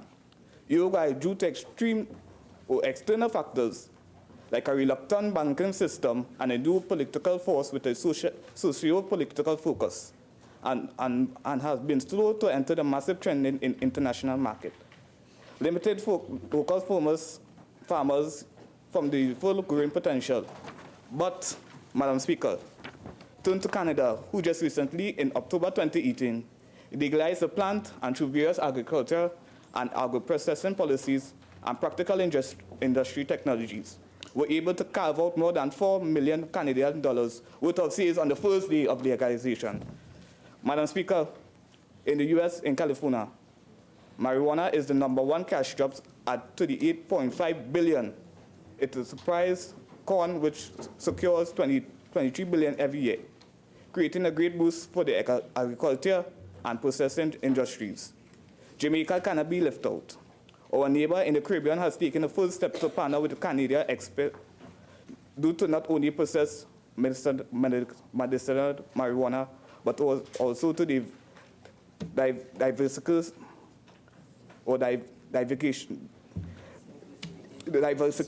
into other marijuana-related sectors, like cannabis for recreational use, the use of CBD oils to continue the fight against cancer.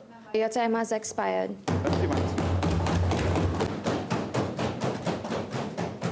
Minister of Finance. Madam Speaker, in accordance with Standing Order 4410, I request your leave to read from my notes. The leave you seek is granted. Thank you, Madam Speaker. Legalize it. Don't criticize it. Are the cries of some of those within our country. And as a government, shouldn't we give the people what they want? No, Madam Speaker. This government will not give in to the voices of few against the detriment of many. We are a government that puts the safety and security of our citizens first. Madam Speaker, ganja brownies sold in convent. What am I blabbering about? This is, in fact, an article, the headline of an article published by the Newsday newspaper. Yvonne Webb, the writer of the article, spoke to a Southern Division police officer and then reported, and I quote the officer, "We have students who have fallen ill after eating the brownies and have had to seek medical attention." Madam Speaker, cases like these are happening in our schools, a place that is supposed to be a sanctuary for learning. And yet this opposition still believes that marijuana should be decriminalized and fall easier into the hands of our vulnerable children. Madam Speaker, the officer also said that he was aware of several other reports from various schools. Madam Speaker, I scoff at this motion. I agree that these are indeed trying times. And some may argue that the decriminalization of marijuana can help lift us out of debt and ease the tax burden of our citizens. But I say this, Madam Speaker, to tax something that was outlawed for the safety of our citizens is unjust, unethical, and frankly erroneous. Madam Speaker, what about our business sector? Won't they suffer productivity loss? Workers can show up late under the influence of marijuana or return from smoke breaks high. What about managers and supervisors who are now rendered incapacitated because they rolled a blunt and now are not mentally sound to carry out the operations of their division. Madam Speaker, workplace safety is also an issue. Allow me to draw your attention to an article published by the Operational Health and Safety website, which stated marijuana use has been linked to an increase in job accidents and injuries. Since my dear friends on the other side reference the USA, allow me to reference them as well. Reports from California state that homegrown cannabis far exceeds the amount needed for personal use.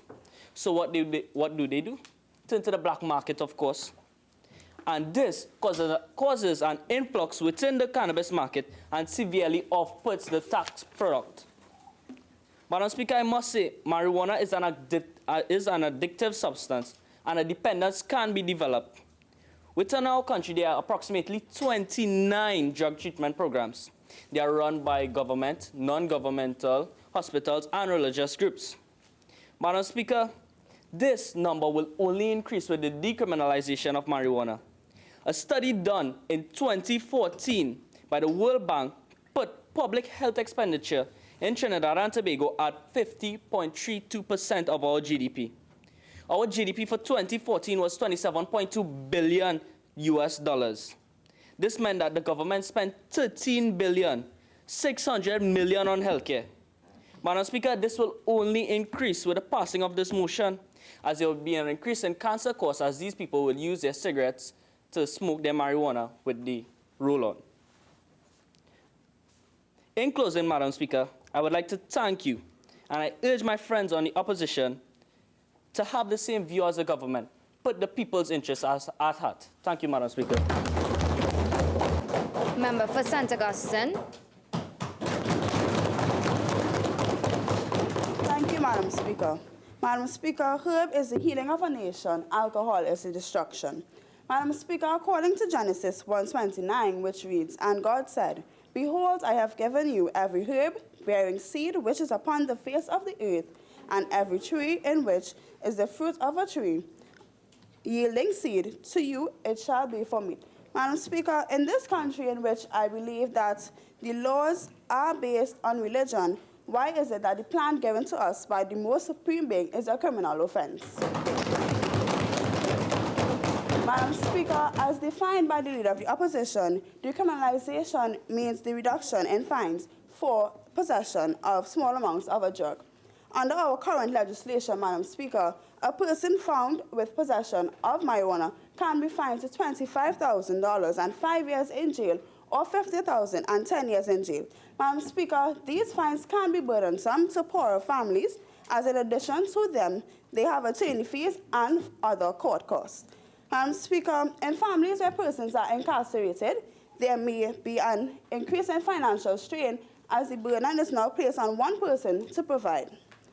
Has the government considered that persons who are incarcerated for possession of marijuana may be from single-parent families?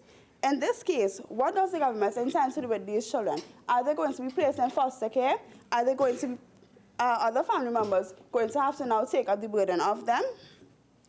Madam Speaker, in addition to my points, cannabis is seen as a religious symbol to the Rastafarian religion. And just as in Jamaica, we in Trinidad also have Rastafarians. Madam Speaker, I believe that although this group may be in the minority, their views should also be heard.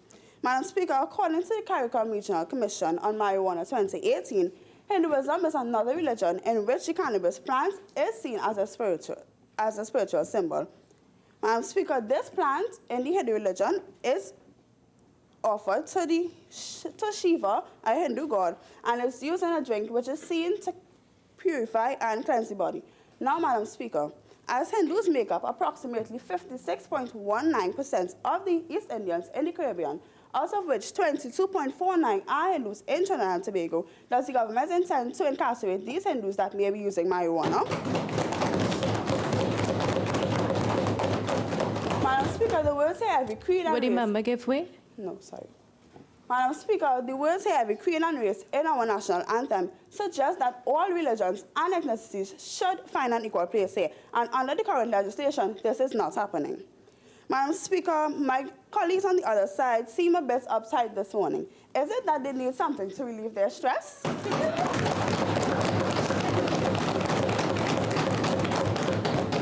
Madam Speaker, stress is a killer in which causes persons to commit suicide and murder. However, Madam Speaker, has the government considered that marijuana is a natural stress reliever? Madam Speaker, I do call on the government to amend the requisite legislation to ensure that families of persons who may be incarcerated for possession of marijuana, using it medicinally or recreationally, and not adversely affected by poverty, and to allow all religions in Trinidad and Tobago the equal right to express their religious beliefs. I thank you.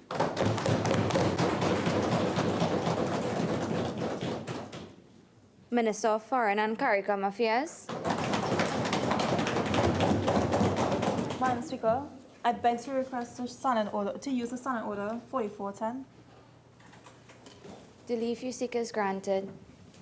Madam Speaker, one doesn't have to be the Minister of Foreign and CARICOM Affairs to be able to notice the high level of crime that we're currently facing in Trinidad and Tobago. With this being said, according to research provided by the World Tourism Organization, the tourism sector in Trinidad and Tobago has decreased by at least 7% annually. If we were to decriminalize marijuana, wouldn't this pose a further threat to our potential tourists along with our CARICOM brothers and sisters? Are we about to further damage our tourism sector? So what about our tourists? Don't they matter too? During the carnival season, thousands of visitors flock our shores, and my colleagues suggesting that we put their lives at risk too. No, Madam Speaker, no, we can't do this. We cannot decriminalize marijuana, at least not yet. If the present law enforcement cannot control the current illegal drug trade in Trinidad and Tobago, how are they to handle it then? We don't have the relevant infrastructure to deal with this now. We must firstly have this sorted out before we even consider to decriminalize marijuana. I mean, let's be real. With the high level of corruption that's currently occurring in Trinidad and Tobago, we must ask ourselves, are we really going to have properly trained personnel to deal with the misuse and overuse of marijuana? Or are we going to let the few corrupted ones rule our land by letting any and everyone conduct the necessary testing? I mean, it's Trinidad and Tobago where everybody knows somebody that knows somebody that can have a prescription done so they can obtain the drugs legally yet use it for the wrong purpose. Are we going to let the citizenry to be a law unto themselves and thereby dictating how the decriminalization of marijuana would unfold in this, our native land? Trinidad and Tobago is considered one of the leaders within the CARICOM region. Are we the ones that are supposed to set an example? But how can we, Madam Speaker? How can we do such a thing if we don't have the proper technology to keep track of the sales, health, both physical and mental, of the persons that are supposed to be purchasing the drugs? While I can agree that marijuana has been used for centuries for medicinal purposes, islands such as Antigua and St. Kitts has decriminalized marijuana, but has the opposition members consider the humongous size difference between Trinidad and Tobago as compared to that of Antigua and St. Kitts? Have the opposition members also considered the crime rate of Trinidad and Tobago as opposed to that of Antigua and St. Kitts? This responsible government will do no such thing that can affect the current population and the future generation. I'm sorry, Madam Speaker, but we cannot afford to play Russian roulette with our future. Just think about it. Do you think the citizens of Trinidad and Tobago can really handle the amount of freedom? I thank you, Madam Speaker. Member for Tableland. Thank you, Madam Speaker. I would like to start this debate by asking, why is marijuana illegal? Why is there such a negative stigma placed around this plant?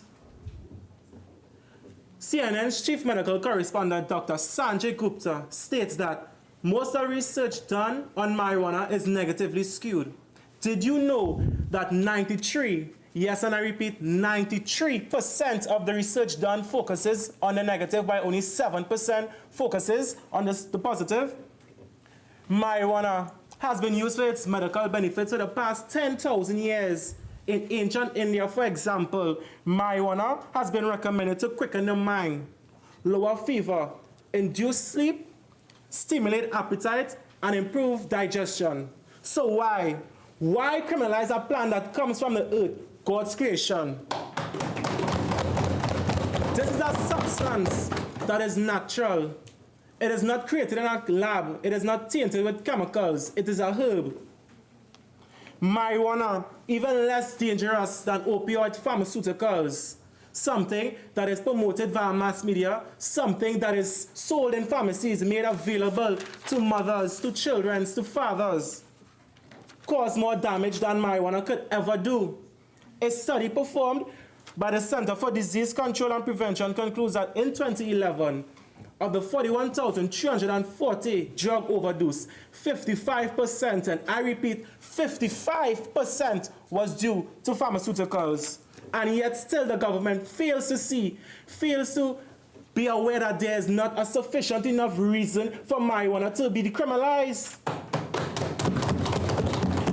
Dr. Gupta, he also states that marijuana does not have a high potential for dependency in adult users, and it also does not lead its users to the use of other drugs.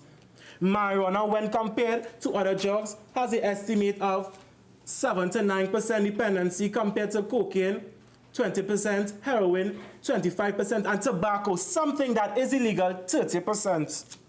In light of this, we, the opposition, ask you, the government, to do your research, to go familiarize yourselves with the facts, and stop presenting a point on flawed perspectives and emotion. Now, even though all things hold benefit, there is always the opportunity for it to be abused and used excessively. This is why we, the opposition, will do your jobs for you, the government, and propose sanctions with the decriminalization of marijuana. Now, the government constantly argue that decriminalization will lead young users, youths, to it more. But even before this motion has been presented, this problem has been prevalent in our nations, and the government did nothing to rectify this. We see right through you, the government, and the truth is that the government is lacking in their duties and are trying to escape from passing such a motion that will actually cause them to do their jobs and address the important issues that we, the citizens of Trinidad and Tobago, would like to be addressed. Thank you. Minister of Planning and Development.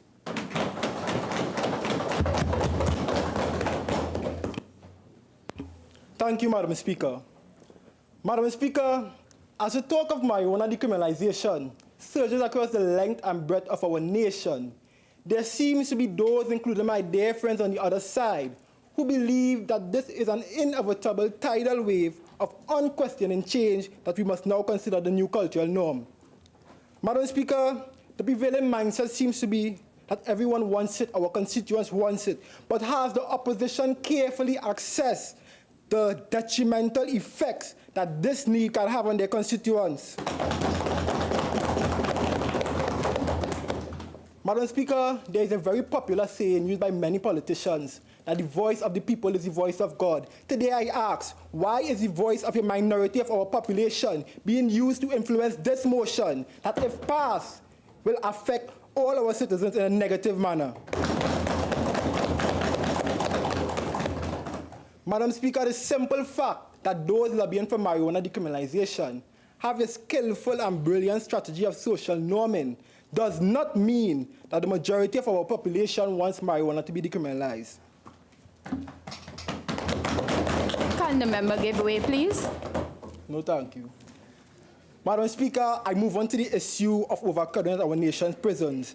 And the honorable member, she gave us some lovely statistics. But I would like to tell the member that overcrowded prisons is not unique to Trinidad and Tobago. It is a global issue.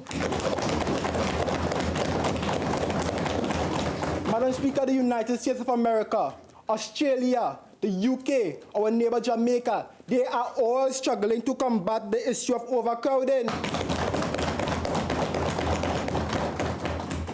Madam Speaker, even if we are to decriminalize this motion today as the opposition wants us to, which we certainly will not, Many of these men we are referring to today will continue to break the law. Are we to decriminalize these other crimes also? Madam Speaker, the opposition seems to be playing the game of monopoly and are determined to give away the get-out-of-jail-free cards.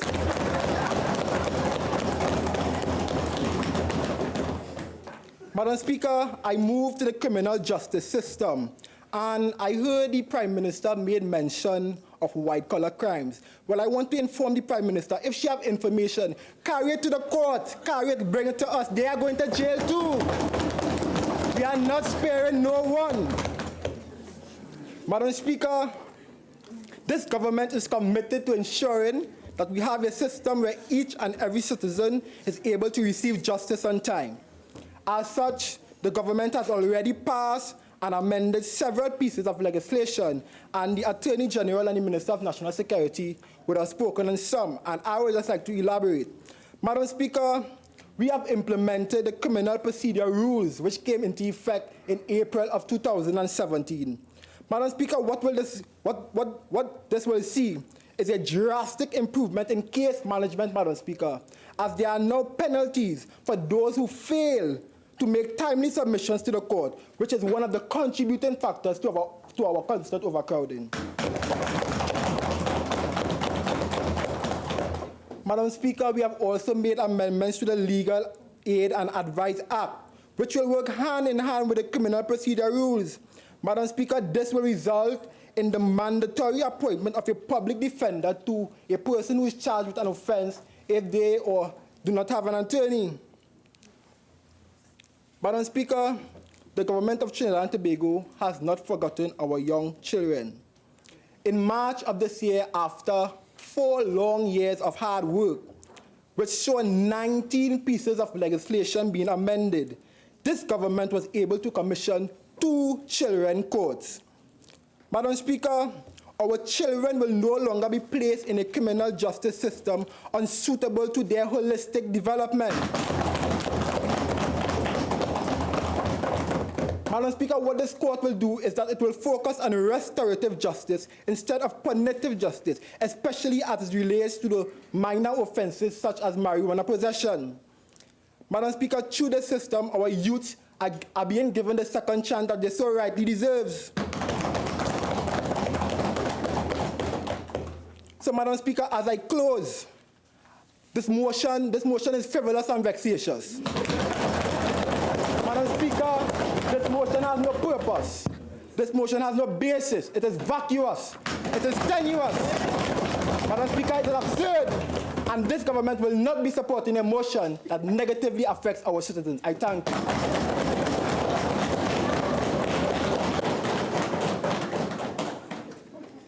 Honorable members, it is now 12:26. This House will now suspend for 1 hour lunch and will resume at 1:30 p.m.